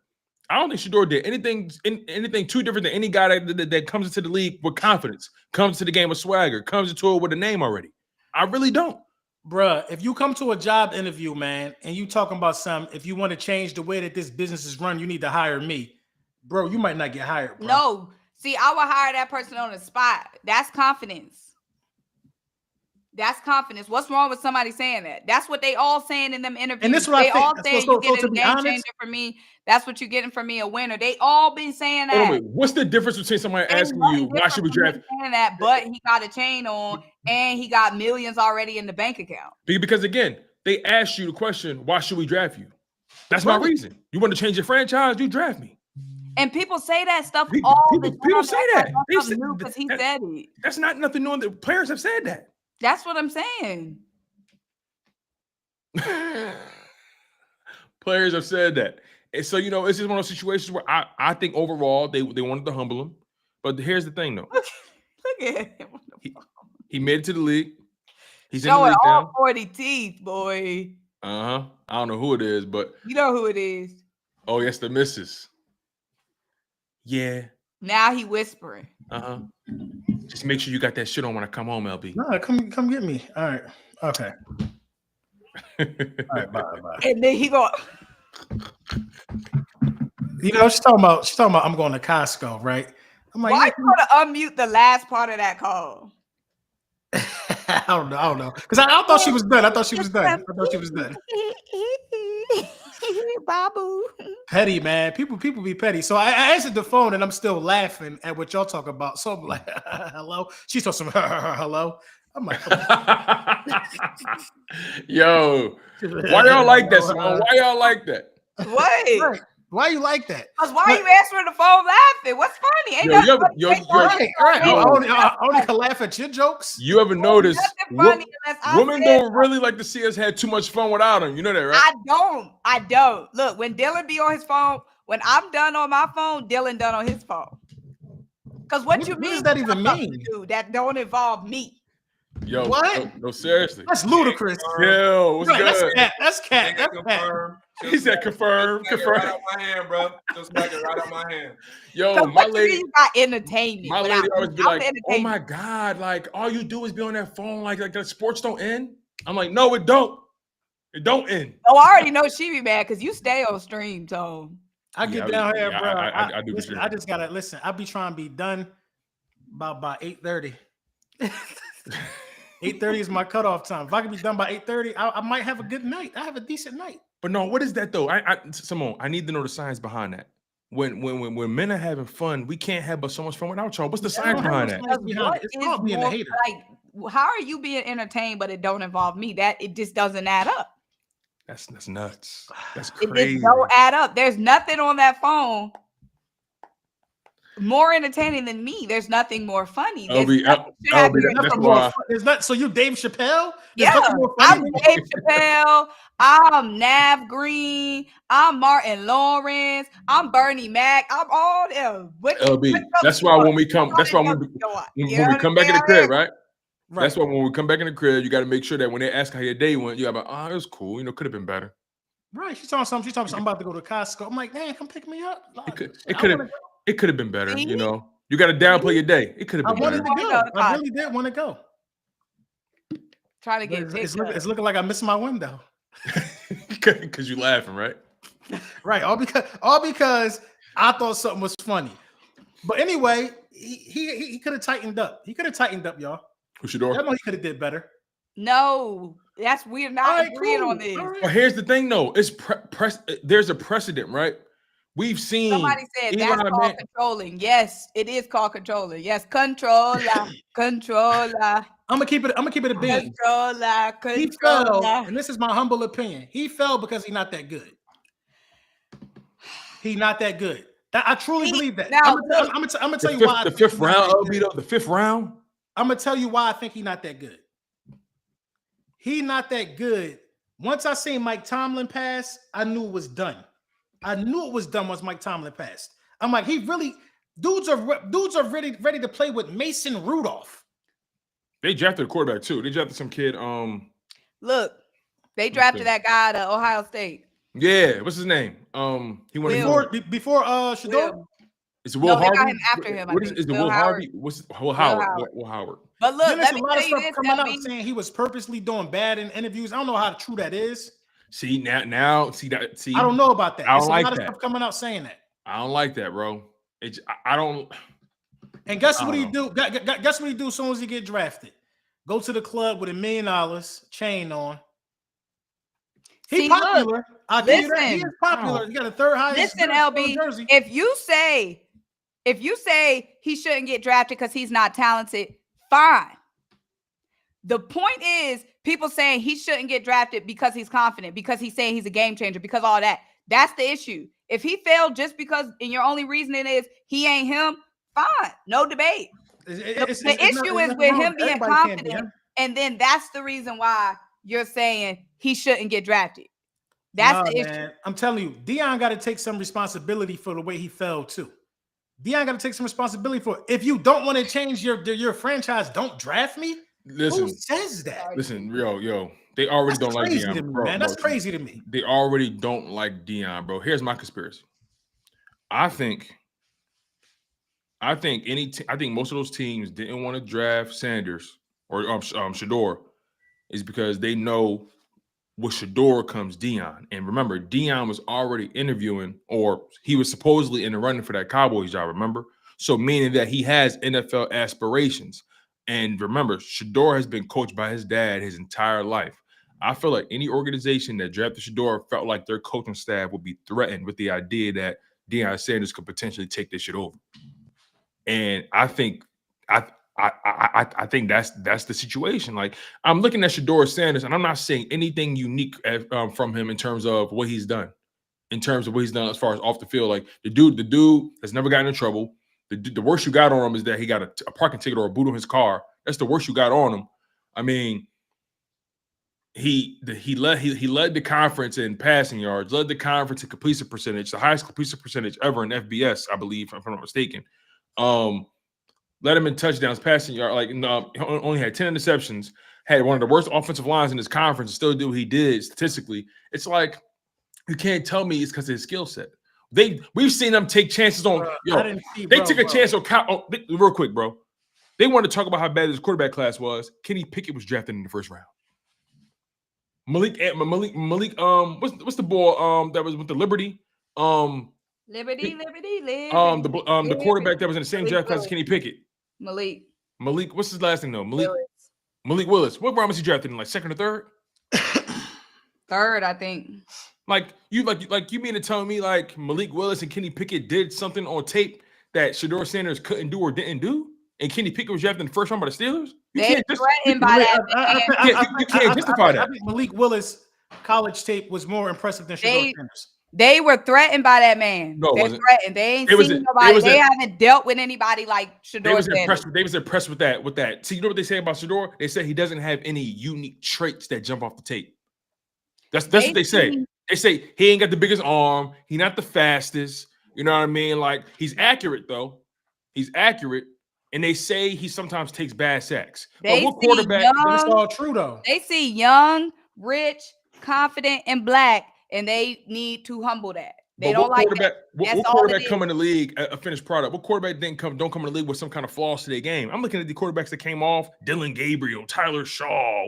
I'm looking at these guys like, you mean to tell me these guys are definitively better than Shedeur Sanders? No, but y'all leaving out the fact that some guys come across as wanting to be coached though and wanting to be developed. Shedeur don't come across as somebody that wants to be coached and developed. Based off what though? Based off the way that he's talking. Based off the way that he's talking. Based off the way that he's talking, he does not sound coachable. Travis Hunter said he's a generational talent. He's the best player in the draft. He's going to change the franchise. He said all that stuff. Travis Hunter says all that. He won the Heisman. But everybody got to have the mindset of their number one. You don't want a guy who feels small. You want everybody to believe he's the number one player in the draft class.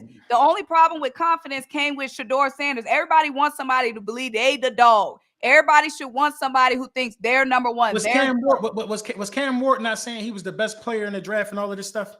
I don't know. He was saying the same stuff. So that's our point. That's the point. But he was coming off as hungry and coachable still, though. He's quiet. Based off the way that he carried it, he's a low-key guy. We can't act like character don't matter. The two of them appear. We can't act like character don't matter. No, character does matter. But the thing is, though, they're highlighting parts of his character that comes with the territory. They're not highlighting the fact that he never got in trouble. They're not highlighting the fact that he got good grades in college. They're not highlighting the fact that he was a law-abiding citizen. That's character. When they say character issues, they're not talking about these guys' confidence. They're talking about these guys getting in drag races. They're talking about these guys putting their hands on women. They're talking about these guys getting caught up with drugs. That's what they're talking about, character issues. A confident motherfucker has got character issues now? Exactly. And it's only an issue when what? A rich, young black dude got it.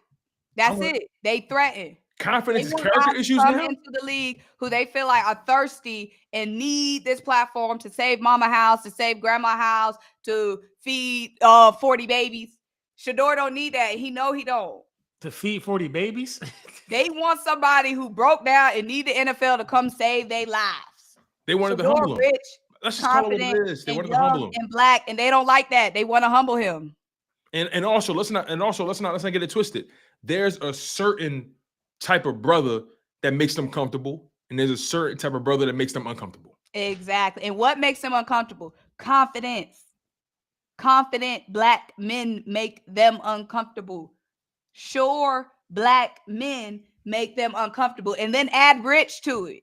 Add rich to the fact that he don't need them at the end of the day. And they know he don't need them at the end of the day. And add the fact that Deion Sanders is his daddy that understands the league, understand how this thing go. And also, here's another thing too, right? That we don't talk about enough. We want to put all the onus on these players for wanting to have control of their futures. But the reality is you got organizations in this league every damn year screwing up careers, screwing up development, putting these guys in terrible positions, drafting guys and not putting the pieces around them. We've seen these organizations ruin players time and time again. So I'm sorry if there's a player that actually wants to take control of his football future. I'm sorry if there's a young man that's looking at an organization and saying, you guys are not competent. I don't trust you with my son. I don't trust you. Archie Manning did the same thing with Eli Manning in the early 2000s. I think it was the 2003 draft, if I'm not mistaken. Archie Manning saying, I don't trust the Chargers with my son. You're not drafting my son. And if you do, we're not playing for you. You know what the Chargers did? They drafted Ryan Leaf. And then the Giants got their hands on. Then the Giants drafted Eli Manning. Like the Chargers drafted Eli Manning. No, did they? The Chargers did. Okay, my bad. So they did draft him, but the bottom line is he drew the line in the sand and said, my son not playing for y'all. Yeah, he got traded. He said, my son is not playing for y'all. Point blank. So it's like, so a precedent has been set. So if Shedeur was that good, I believe he could have ran that same play and got traded to where he wanted to go. He was Eli Manning and Phillip Rivers were that good. But here's the thing, though. That wasn't the Phillip Rivers draft. That was the Ryan Leaf, Eli Manning draft. Ryan Leaf went to the Chargers, and he ended up being a bust. But they got Phillip Rivers the next year. Phillip Rivers, I think, was a couple years after that. But here's the thing, though. The reality is, Phillip Rivers, I think, was after that. But regardless, though. No, people saying it was Phillip Rivers. What? Shout out. I think it was Phillip Rivers. Let me double check this. Here's my thing. It's fine if Shedeur failed because he ain't him. Fine. If the reason for him falling is because all them other quarterbacks are projected to be better than him. My bad. It was Phillip Rivers. I apologize. It was Phillip Rivers. I apologize. But if the reason for him falling is because of his confidence or the way he presents, then that's the issue. Because he don't present no different than any other draft pick, except he's exceptionally rich and exceptionally confident. Yeah, my apologies. It was Phillip Rivers. My apologies, y'all. That's my bad. But the point I ain't never heard nobody say this. If that's not what you're trying to do, that's the plan. If that's not what you're trying to do, don't get me. If you ain't trying to change the franchise or the culture, don't get me. So you should know history repeats itself over and over and over, and I've done it over and over and over. So it should be no question why an NFL franchise should pick. What's the problem? I hear facts. I hear confidence. I hear facts. I hear confidence. I don't like it. Respectfully, I don't like it because it's a job interview, bro. It's a job interview. And so if I go to a job interview and they ask me, why should I hire you? And I say, well, the last two places I was at, I busted their numbers through the roof, exceeded expectations, turned those two businesses around. And so if that's what you're looking for here, you should hire me. What's the issue? Everything you said is a fact. You ain't the words "don't get me" or "don't hire me" never came out your mouth. I missed that. If that's not what you want, then don't hire me. I'm hiring that person. You missed it because naturally it's just nothing. It's nothing that you say when you're trying to go for something that you want. He coming off like he don't need the opportunity one way or another. That ain't what you do in that situation. Listen, I'm cool with the confidence. I love confidence. I love all of that. Then they said that he misdiagnosed the play. They were like going over plays on the whiteboard. He did something and he wasn't able to see a protection, and Dayball corrected him or called him out on it, and he ain't like that. You know why he ain't like that and why he showed his ass like that? I think that's hearsay. That's one of the things his dad was basically saying he ain't going to anyway. I think that's hearsay. Dion was saying there was a handful of teams he wasn't going to. No, I need to see him saying that because that's he said, she said. That's Dayball. Pull it up right now. That's hearsay. That's hearsay. That's hearsay. That Dion said that. That's giving smear campaign. All right, I'm about to show you right. Listen, I hate to do this. No, I hate it. We need to see footage. I'm about to send it to you. Not even footage. I would even respect if Dayball came out and said it straight up. Because why is he putting all that out there anyway? You talking about what Dion said or what Dayball? Talking about Dayball. Okay, I don't want to hear what something. I don't have footage of that. That's what I'm saying. Yeah. That's them trying to run a smear campaign. But that could be a smear campaign. But Dion did say it's a handful of teams that his son not playing for. Who are those handful of teams? The guys in the top 5. Look, all I'm saying How many teams needed quarterbacks for one? Let's make sure we got that straight. The Browns, right? The Browns, the Titans, the Giants. Well, he didn't visit with the Titans because they made it clear they were picking Anthony. What's the boy name? Cam Ward. Cam Ward. He didn't meet with the Titans because it was definitive they were picking him. The Titans said, "Hey, listen, we're going with Cam Ward." Like it was mutual. So the Titans out the door, right? So you got Giants needed a quarterback. You got the Browns that needed a quarterback. You got the Steelers that needed a quarterback. Who else? The Saints. That's 4 teams, right? In my humble opinion, the Raiders. In my humble opinion, I think the only team that they was talking about was Cleveland, and he still ended up getting drafted by Cleveland, ironically enough. But somebody said this. They said Dion was the target, but Shedeur was the point. They made a point with Shedeur, but the target was Dion. And again, if Shedeur would have conducted himself, not acting like he his daddy, then he wouldn't have been in the crossfires. That he would have went in the first round. The things they nitpicking this Jumbo for is nuts too. By the way, we've seen, and I've seen them nitpick this guy for having so Shedeur had he had like a little set built. It had a couch in there and it had a wall with art on it that said "Be Legendary," all that kind of stuff. Just art. It was black and white. It was basically like his draft like little place. People rent out places for the draft. They got their family with them. They be having crazy elaborate setups and decorations for their draft, right? All of a sudden now we nitpicking Shedeur's setup for the draft. Who else had a elaborate decoration like that for the draft? Brokies couldn't afford it. Because they didn't have it because they broke. In history, we've seen players have the most elaborate decorations for big. I haven't. I'm not gonna lie, I haven't seen it. You want to know parties renting out renting out places like I've seen that before. I've seen that. Right. That's that's the biggest night of your life. If I'm getting drafted to the NFL, I don't care what pick. My mom picking this shit out. When I tell you I would have blocked the whole block. We're not gonna do that. We're not gonna do that. Because it's the biggest night of your life, right? You thought you was going in the first round, right?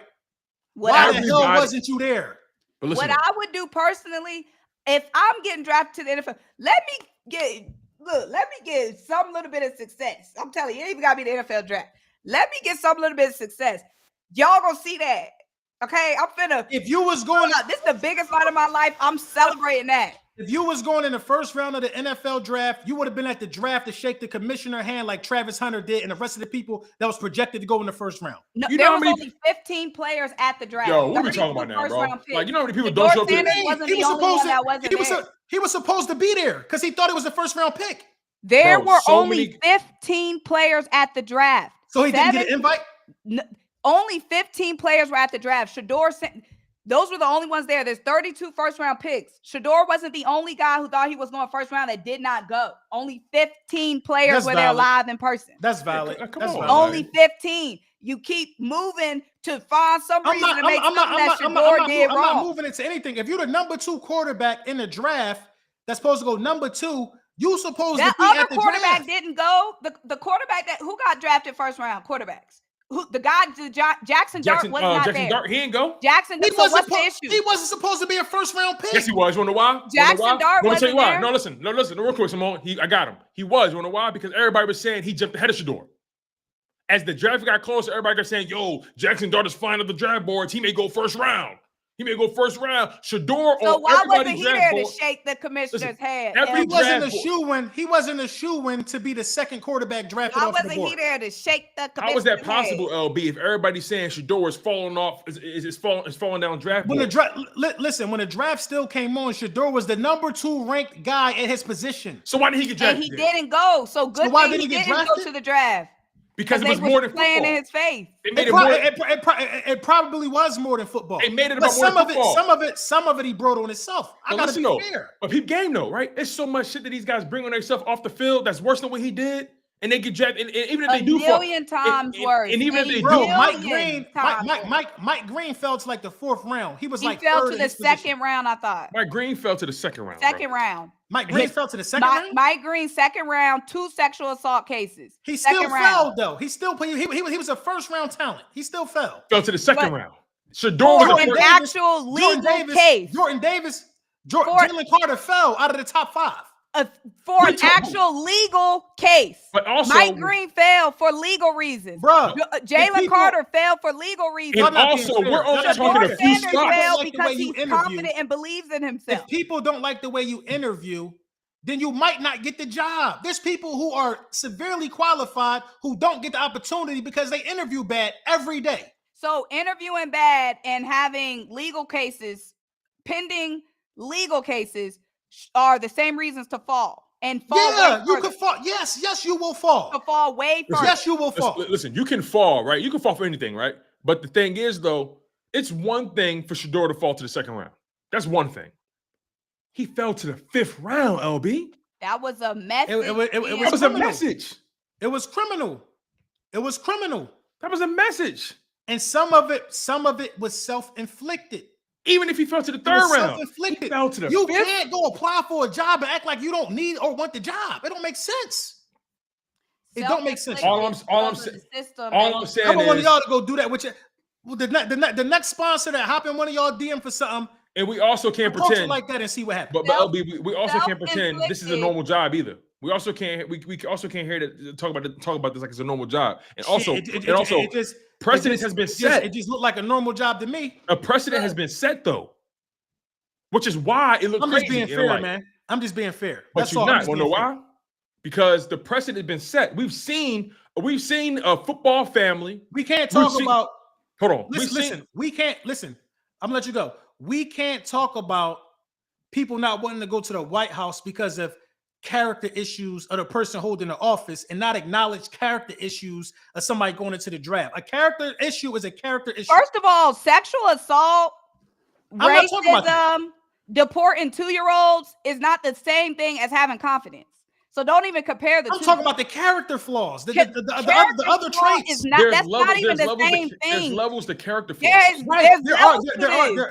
There are levels to there's character extreme flaws. levels. So compare Shedeur Sanders to that is insane and nasty work. Y'all moving the goalposts. Y'all know what I'm No, trying that's to say. you. Goalposts.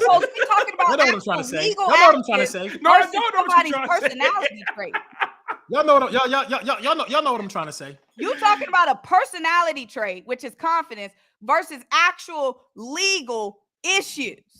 Those are two different Cam things. Ward That's showed just saying I don't confidence. vibe with your jokes. Cam versus Ward- I don't vibe with sexual predators. With rapists, I don't with align people with that that either. deport 2-year-olds. That has Cam nothing to do with Ward Shedeur Sanders' showed situation. confidence. Shedeur showed entitled arrogance to a degree, whether y'all want to believe it or not. I don't give a damn if he black, white, purple, orange. And guess That's what? what he showed. And guess what? That's what he showed. Let's just say who that's don't part like, of the reason who don't like that? Who don't like that? But listen, who don't like that coming from young rich black men? The system. But you got to be good. You got to also be good. The system. You also got to be good too. You got to be really good. They were saying he was. They were saying he was good all year. Me and Tone are both saying if the case is because he's not good, fine. But if we're trying to make the case about something else, then that's an issue. If they were saying because he's not good, fine. So it's a wait and see thing then. It's listen, but you're trying to make it seem like he failed because he was confident. If that's the case, then that's an issue. No, I'm not talking about the confidence. I'm talking about the arrogance. Confidence. There's a thin line between that. You listen. I think you confident, but I know niggas that it's niggas out here that probably think you arrogant. LB, they do. But guess what? But guess what? To me, you're confident. But see, they don't know me though. If anybody thinks it's anything other than confidence, they don't know me. We don't know Shedeur personally, but we know what he is putting out there. His family might know that it's just confidence. His family might know that it's just confidence. All I'm saying is this league has seen that confidence before, and it's never allowed. It's never turned them from a first round prospect saw it in to a this year's fifth round draft. prospect. Travis Hunter was extremely confident and arrogant. He was all of the above, but he also got the talent, bro. The undeniable talent to play both sides of the ball. The undeniable talent. And I think a lot of it was arrogance and a lot of it was talent. I think it's a combination of both. Now, should he fell to the fifth? No, we could just leave it at that. I don't think he should have fell to the fifth. But yeah, and I think that's one thing we all have to agree on. Falling to the fifth round is nuts. Again, let's just say the confidence or the arrogance really was a problem, right? But to allow a brother who led the conference in completion percentage, in passing yards, and passing touchdowns, and leading up to the draft all throughout the football season, post the season, he was supposed to be the second best quarterback in the draft class outside of Cam Ward. And let's just say some people had Jackson Dort ahead of him. That's 3. We saw like 6 or 7 quarterbacks go before him. That's not talent based. And I'm sorry, confidence and arrogance don't get you dropped from just the first to the fifth. Exactly. They wanted to make a point. They wanted to embarrass him. They wanted to hurt his pockets as much as they could. And they wanted to make a point. And they wanted to remind him that nobody bigger than the program. Simple as that. That's how I see it. That's how I see it. That all that could be right. But when you come to the program and say, don't put me in the program unless you don't want me to change the program, then things like that can happen.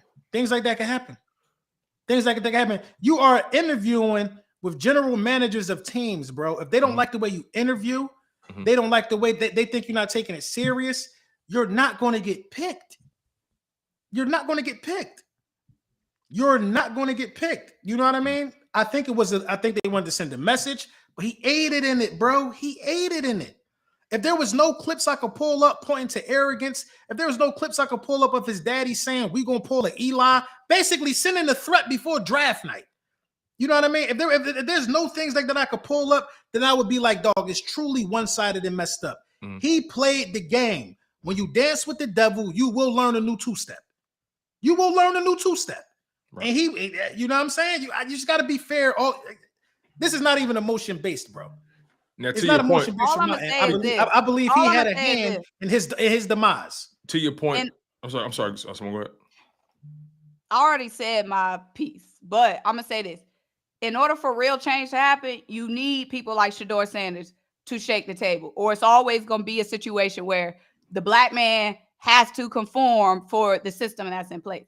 So Shedeur might have to take the hit this draft, but I'm thankful for it. Same reason why I'm thankful for my quarterback, Jalen freaking Hurts, because it takes people to not conform to the system to shake the table for things to actually change. So that's not what's going. That's not going to make anything change. And to your point though, LB, that's not going to make anything change. I'm gonna tell you why it's not going to make anything change. Go ahead. Like how many minority owners? I'm not debating. That's just how I feel. So that's how I feel. I feel like it takes 1 grain. So there's no debate. You might not feel that way, but that's how I feel. As long as the majority of the owners don't come from inner cities and not people of color, then it's going to always be doing whatever you want to some degree. Always. And unless you have somebody pushing the agenda, then it's never going to change. So when you have somebody pushing the agenda, then we can push towards it. I ain't saying it's going to change in my lifetime or your lifetime, but I know for a fact everybody going in the same way every year. Yes, sir. Yes, sir. Yes, sir. I'm going to come and work at that training camp, sir. That ain't changing nothing. And there's guys, there's guys who play the system the way they play it. Some guys play it silently, like a guy like Jalen Hurts. He said he does more than what he says. You get what I'm saying? So like, there's guys in this league or guys in general. Look, the reality is, let me just make it real simple. Let me not complicate this. As a black man, you got to be 10 times. You got to be twice as good to get half as much. That's a fact. And because Shedeur Sanders wasn't a slam dunk, it gave them an opportunity to say, well, he wasn't really that good. He wasn't really that good because he didn't have this crazy arm or this crazy trait. It gave them space to say, he really not that good. He's overrated. When all year, everybody draft board, everybody mock draft, everything, every mock draft we did, everyone, every algorithm, everything, Shedeur is going to be drafted in the first round. Everything. But then the moment the draft come, a week later or two later, a week or two into, now he's falling for some reason. Not buying it. But regardless, though, it is what it is. He's in the league now. And I'm a firm believer it is, by the way. And this, I don't know if this undercuts my beliefs or everything I said, but I am also a firm believer that it's not when you go, it's where you go. So he still went to a place where we should see him on the field this year. He went to a place where he can really compete. So that's a topic for another day. And also, right. Listen. I'm gonna ask the Browns. I know Kenny Pickett. I know Kenny Pickett is pissed, bro. I don't think he could beat Kenny Pickett for that job. No, but I'm talking about Kenny Pickett. You know, he go to the Browns thinking clear runway. I just got to beat out Deshaun Watson. I got a competition. Kenny Pickett went into this with his competition being Deshaun Watson and Joe Flacco. Now they draft two quarterbacks. Dylan Gabriel and Shedeur. I don't know what the Browns do. The Browns are dysfunctional, bro. You draft two quarterbacks from the same draft class. Like, what are y'all doing?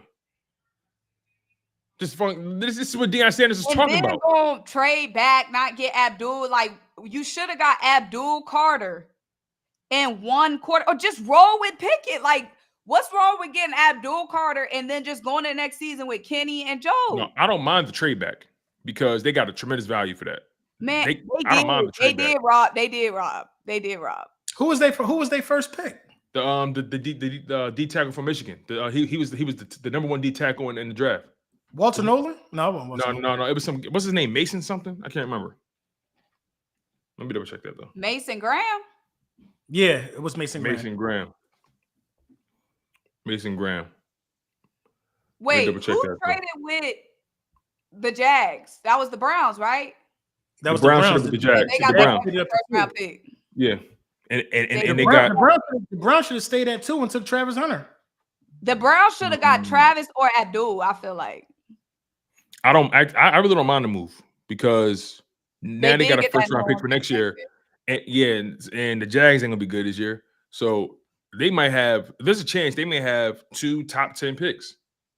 That's true. So bottom line, they definitely wasn't beating the table for Shedeur. He just happened to be there. They got robbed, bro. In my opinion, Jacksonville got robbed. I just think it's crazy. Another move that blew my mind aside from Shedeur. The Giants traded back up to the first round to get Jackson Dart. What was that, bro? He would have been there. Is he a bum? It's just like, why? Like, yeah, he would have been there. That's my point, Tone. Why reach for a Jackson Dart? Like, trading up for him. It's not even the fact that they took him, but trading up back into the first round. Why was that necessary? He would have been there. Or at least they could have traded up maybe at the bottom of the first. I swear that was them trading up for Shedeur right there. That's what I thought. I swore that's what it was. I thought that, but then I realized the Giants don't draft black quarterbacks. So It's a fact. Yeah, It's that's not even conjecture. The Shedeur debate is if he play and he's good, then people going to just be able to justify that he should have been drafted in the first round. If he play, if he don't end up making a roster, if he end up being on somebody's practice squad somewhere, if he end up just being some journeyman backup, then it was justified. It was justified. So you just gotta wait and see. Yeah, that's at the end of the day, we gotta wait and see. You know, regardless of how we feel about the situation, he in the league now. What's done is done. Now it's all about what he does going forward. And frankly, it makes me. I'm honestly rooting for him even more now. I want him to shake that shit up over there. I really do. It's bad. It is bad because if the Browns have a bad season, they're gonna draft Archie Manning. Which is why they hedged their bet with 2 first-round picks. The Browns can do anything. They super dysfunctional. You draft 2 quarterbacks. You first of all, you traded for Kenny Pickett. You signed Joe Flacco. You still got Deshaun Watson on the roster on a fully guaranteed contract. And you draft 2 quarterbacks. And it just show why bum teams are bums. Like it's pure. They just need to cut Deshaun Watson and just give him his money, man. Get him out the building. They just need to cut Deshaun Watson, man. The money is already fully guaranteed. He already got over. Yeah, get him out the building. Clear house. Get him out the building. They got a lot going on in Cleveland, bro. They got a lot going on. That's why I'm not mad they traded back from that pick because they need value. They needed picks. They need to make sure they got enough to hedge their bet. They really do. Smart picks though, Tone. Cause Lord knows what they gonna do. Like if this was how we doing that, it'd be like, yes, banger, because we know he gonna flip this into some bangers. It's the Browns, bro. Who knows what they even gonna do with that pick? The Browns gonna end up giving them picks to us because they don't know what the hell they doing. Because they don't know what they doing. They definitely suck. But next year should be a good one for us, man. We got 3 third-round picks. It should be good, That's man. funny. Them conference definitely should be good, man. But I'm gonna read these supers, man. We are hour and 45 in. Mm-hmm. We sure are. What'd you know go? what I'm saying? Let me see. Flipping the bird because it was Dion that messed it up for his son. Stop with the cap. It wasn't anything else. I don't know what you mean. I don't know what side. He basically saying Not Dion with no I. I think he basically saying Dion didn't mess it up for his son. No, he did. He did. Oh. But my thing is they didn't like Dion anyway. Like Dion was always a polarizer. They never liked Dion. It's when he was at Colorado, how confident he was, how he carried himself, the way he talked, the way he walked, the way they don't like Dion. Dion makes people uncomfortable, bro. Did y'all know I was named after Dion? Yeah, I realized your name was Symone Dion. Oh, you I went to school with Dion. Flipping the bird. He mad disrespectful. I don't even know who that is. I ain't gonna even read that. I'm not gonna read this, man. No. Look at this. Look at this. LB, you're a black man. Stop this, man. Shut the hell up. Shut up, man. Shut up. That LB just telling people to straight shut up. Yeah, because I'm like, bro, I know what I am, bro. I know what I am. That's funny. Oh man, you're a black man. What this? Goofy ass. The Linc Up be wild. Yeah. Like you ain't posed it like you can't you ain't never not them spending money to y'all need to reevaluate your money. Hey, man, bad money. I can't read that flipping the bird. I'll take the money though. Bad money decision. I take the money though. Y'all ruthless, man. I'll tell you that right now. Archie Manning coming out next year for doing a bad spot. Facts. I just said that. I heard a rumor that he might not come out though next year. Oh yeah, they said he's gonna play 2 more years. I say he might not come out next year. And he like Cardiac Green said, as much as I want Shedeur to shine, you can't take the stain out of the Browns. They ruin QBs and never support the way that they need to. Content with being ass. Yeah. I can't argue with that. Once I seen them pay Myles Garrett all that money, I'm like, they're not trying to build that team. Exactly.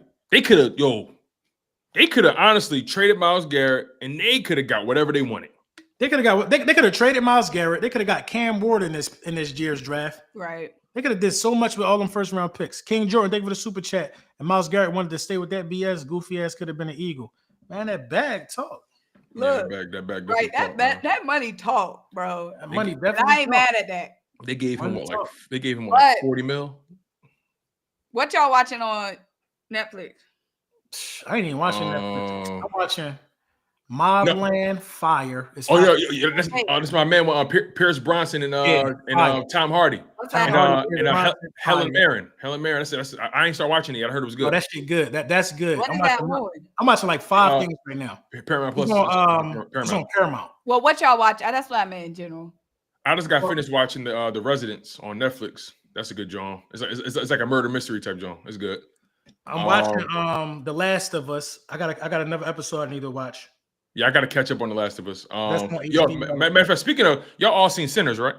Yeah, No spoilers. Yo, I be waiting for stuff to come out on Netflix. Come on, man, don't do that. Take your ass to the theater. I'm needing to pause it. At the movie theater, I can't pause it. I can't go to the bathroom. To the theaters. I can't rewind. I can't ask questions. You and Dylan need to go to the movies tonight. No, Dylan like going to the movies. I love cinema with me because I be like, what they said. I love the theater. Wait, who that? I went to see it twice. I wanted to see it in laser IMAX, and I wanted to see it in 70mm IMAX. So I saw it the way it was intended. And yo, that's the best movie of the year. It is movie of the year. Ryan Coogler did a good job with that. Michael B. Jordan. Huh? You seen it? Oh yeah. I'm in the movies. I'm the only one that hasn't seen it. I'm in the movies all the time. I love the movies. I love y'all know I'll be late with the movies. I'm gonna see it when it come out. It's another one out right now that I want to go see called. I think it's called The Amateur. I didn't see it yet, but I do want to see it. I went to the movies by myself to go see The Amateur, bro. Did you like it? Fire. I knew it. Fire. Bro. I knew it. Bro, Rami Malek and Lawrence Fishburne, fire. Yeah. I knew that was good, but I do want to see. But watch on Apple TV. I think it's called My Friend's Neighbors. That shit is good too. What's it about? It's about this guy. So the first episode come on. Wait, hold on, because you might spoil it. I ain't gonna spoil it. Like he like rich, and it's like this group of rich friends. Oh, you talking about the John with John Hamm? He started robbing his friends. Good, bro. That shit good. Then he turned into a thief. So he breaking into My Friend's Neighbors. It's good. And I'm watching Dope Thief too. The last Dope Thief, the joint with it's kind of based out of Philly. Tyree Henry. I think it's Harvey. I might watch this. I might watch My Friend Neighbor. I'm watching. No, my friend's neighbor is good. It's good as hell, bro. I might watch that. So everything I just named are like really. I'm watching like 4 shows at one time. Yeah, like I'm crime, a movie drama. Yeah, like I'm a movie guy. I love going to the movies, bro. Like I was like The Amateur. I got to go see The Accountant 2. The first one was crazy, so I got to see The Accountant 2. I don't remember The Accountant 1. Bro, The Accountant was crazy. He basically like this. I guess you'll call him a hitman, but he autistic. Bro, like it's tough, bro. It's tough. Next show we gonna get into. Symone, you gotta go to the movie center though. You can't do that. Like everybody's showing out for that, man. Yeah, everybody's showing out. Netflix. It's never gonna hit Netflix, Symone. Do y'all realize how I'm not built for the movies? I got Symone, Symone, it's not gonna hit streaming until maybe next year. You wanna know why? Because they're gonna re-release it in October for Halloween. They already said it. I don't mind. I'll wait till next year. Ryan Coogler signed one of the most significant deals in Hollywood when he made that. Yep. He owns the rights to the movie for 25 years. He's going to get the rights back after 25. After 25 years, yeah. Right? But he got like some crazy number from the box office percentage. Yeah, he's going to get like he got like a crazy percentage of the gross before, like he's going to get a percentage of that money before the studios make their money back. It's crazy, right? But he made it very clear that this isn't an unprecedented deal. I will say this though, I don't like how his contract has become the topic of conversation. Because we don't ever care about these directors and their contracts. We don't ever care about that. It's an unprecedented deal for a black man. Okay, but it's not an unprecedented deal for somebody of his position. And I think that's the conversation. That's the reason why it's weird, because it's like we don't count Quentin Tarantino, because Quentin Tarantino got a similar deal for Once Upon a Time in Hollywood. He got the exact same deal. Like, because if Ryan Coogler was able to, if he was able to structure that deal for Black Panther, he'd be a billionaire. Would he? Oh, he did Black Panther. Yeah. He directed Black Panther. Fruitvale Station. What else he directed? He directed Fruitvale Station. He directed Creed. He directed. I love Creed. So Michael B. Jordan, that's his guy. That's his money man. That's his go-to guy. Yeah, that's his guy. That's his star player. You know what I mean? And one thing about Michael B. Jordan about this movie, I will say, Michael B. Jordan, he reached a new level in his cachet for me. Like he completely elevated. See, I was at a point with Michael B. where I was like, okay, he's going to make this kind of movie. But then playing in Sinners, playing twins, playing two people. That's why I was kind of like, do I want to see Sinners? Because when you look at how it was shot, there was only really probably like 3 scenes where the twins was next to each other. It's hard to do that. You can't really tell though. You can't tell. It's only like 3 scenes. Did you see what's the shit with Tom Hardy when he had a twin brother? Oh, he played the Cray twins. Right, the Cray twins. Yeah, it's been done before, but I like how they did it though, because one of the twins ended up dying early in Sinners. Oh, so, you kind of just told her. But that shit was lit. I ain't seen the movie. You gotta give her a little. It ain't scary. I told you I'll be waiting for stuff. When it comes to movies, I'm not built for the movies. So by the time I see stuff, and I know in Atlanta, y'all probably got them good ass movie theaters. They bring you fried chicken. They bring food to you. Yeah. That's how my movie theater is. Symone, this is a drink called I Pick. They roll a sushi. No, I Pick is. I ain't never been to an I Pick, but I Pick that work. The closest thing they got to I Pick in Philly is like a movie tavern. I Pick is great. That's the only joint I go to. But Symone, this is a cultural event. How can you not go see Sinners in the movie theater? Shit, I'm gonna try to go see if she trying to go see The Amateur tonight. The Amateur is good. That's a good one, bro. What's The Amateur? I still got a lot to catch up on. Cooking. I really enjoyed that movie. Go right now. Next show we gonna get into. Here a little teaser for next time. You got a teaser for next show? Yeah, so teaser for next show. What y'all can expect on the next edition of the Linc Up. 1 is Anthony. They said you spoiled the movie. LB. 1. Oop, they bad. Yeah. Look, remember when you was about to talk about that show? I told you, I was like, don't talk about the show because I knew you was gonna say a spoiler. The show How so many people acting like I spoiled? So how y'all ain't see the #1 movie in America right now? To be fair, in the trailer, they kind of already tell you that one of them, you know, in the trailer they tell you that. But Tone, here's the kicker though, Tone. But he really didn't though, Tone. Yeah, that's true. They really didn't. You see what I'm saying? So they didn't know what they talk about. You gotta go. The bottom line is you gotta go see it though. Yeah. That's how my mama do. I'll be like, you gotta go watch this show, and she died. I'll be like, why am I gonna watch a show you done told me the whole show? Yo, that movie, the way it was acted, oh my God. Wumi Masako, who played Annie. Symone, you have to watch Companion. I'm in the middle of watching You right now. You on Netflix, season 5. That's what I'm watching right now. Oh, wait, last thing, y'all, before we get out of here. Are y'all following this 100 men versus 1 gorilla conversation? I've seen a little bit of it. I'm going with the gorilla. Yo, that shit been hilarious because somebody was like that a gorilla could crush your head. That's what I'm saying. Yo, by palming it, yeah. They don't understand that you can't pierce a gorilla's skin with like anything under a 40 caliber bullet. They got like impenetrable skin. Yeah, you like it would like a gorilla is, first of all, like that shit. You ever see 2 gorillas fight in a zoo? Bro, that's terrifying. Nobody want that smoke.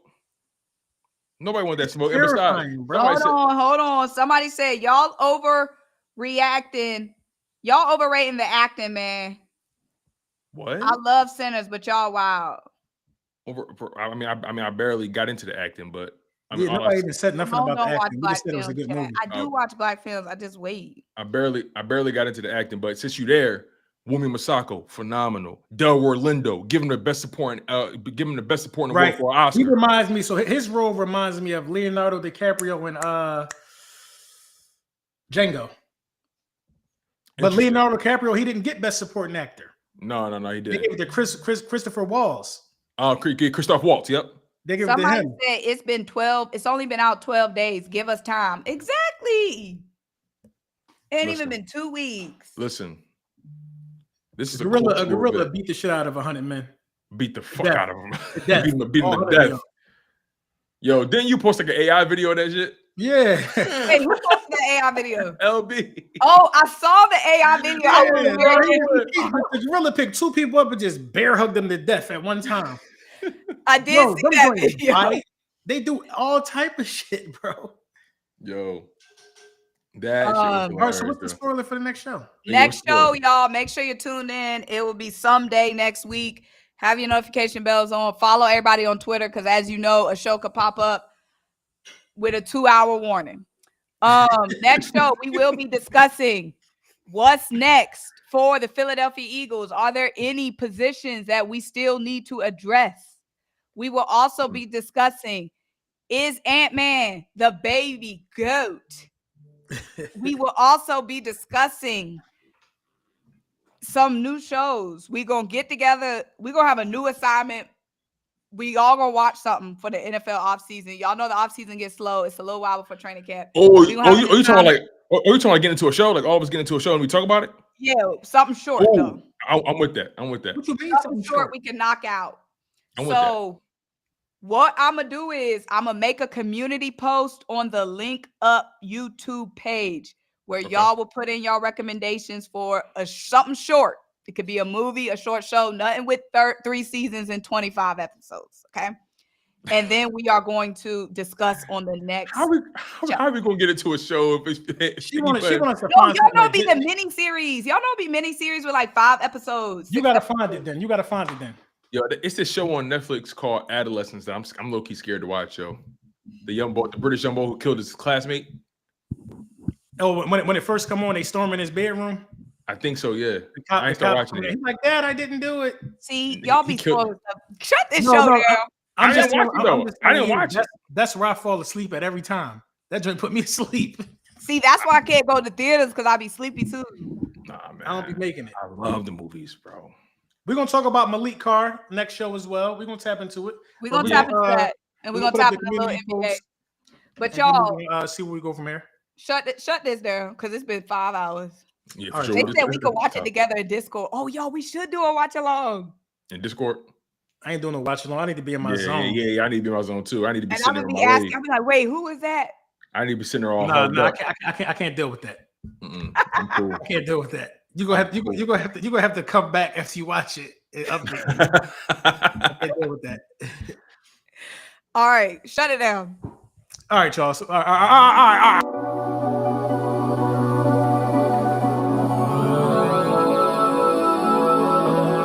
Excuse my fragrance, I'm a G.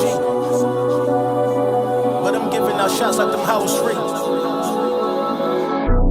my language, pardon me. Wanna see what I got so they follow me.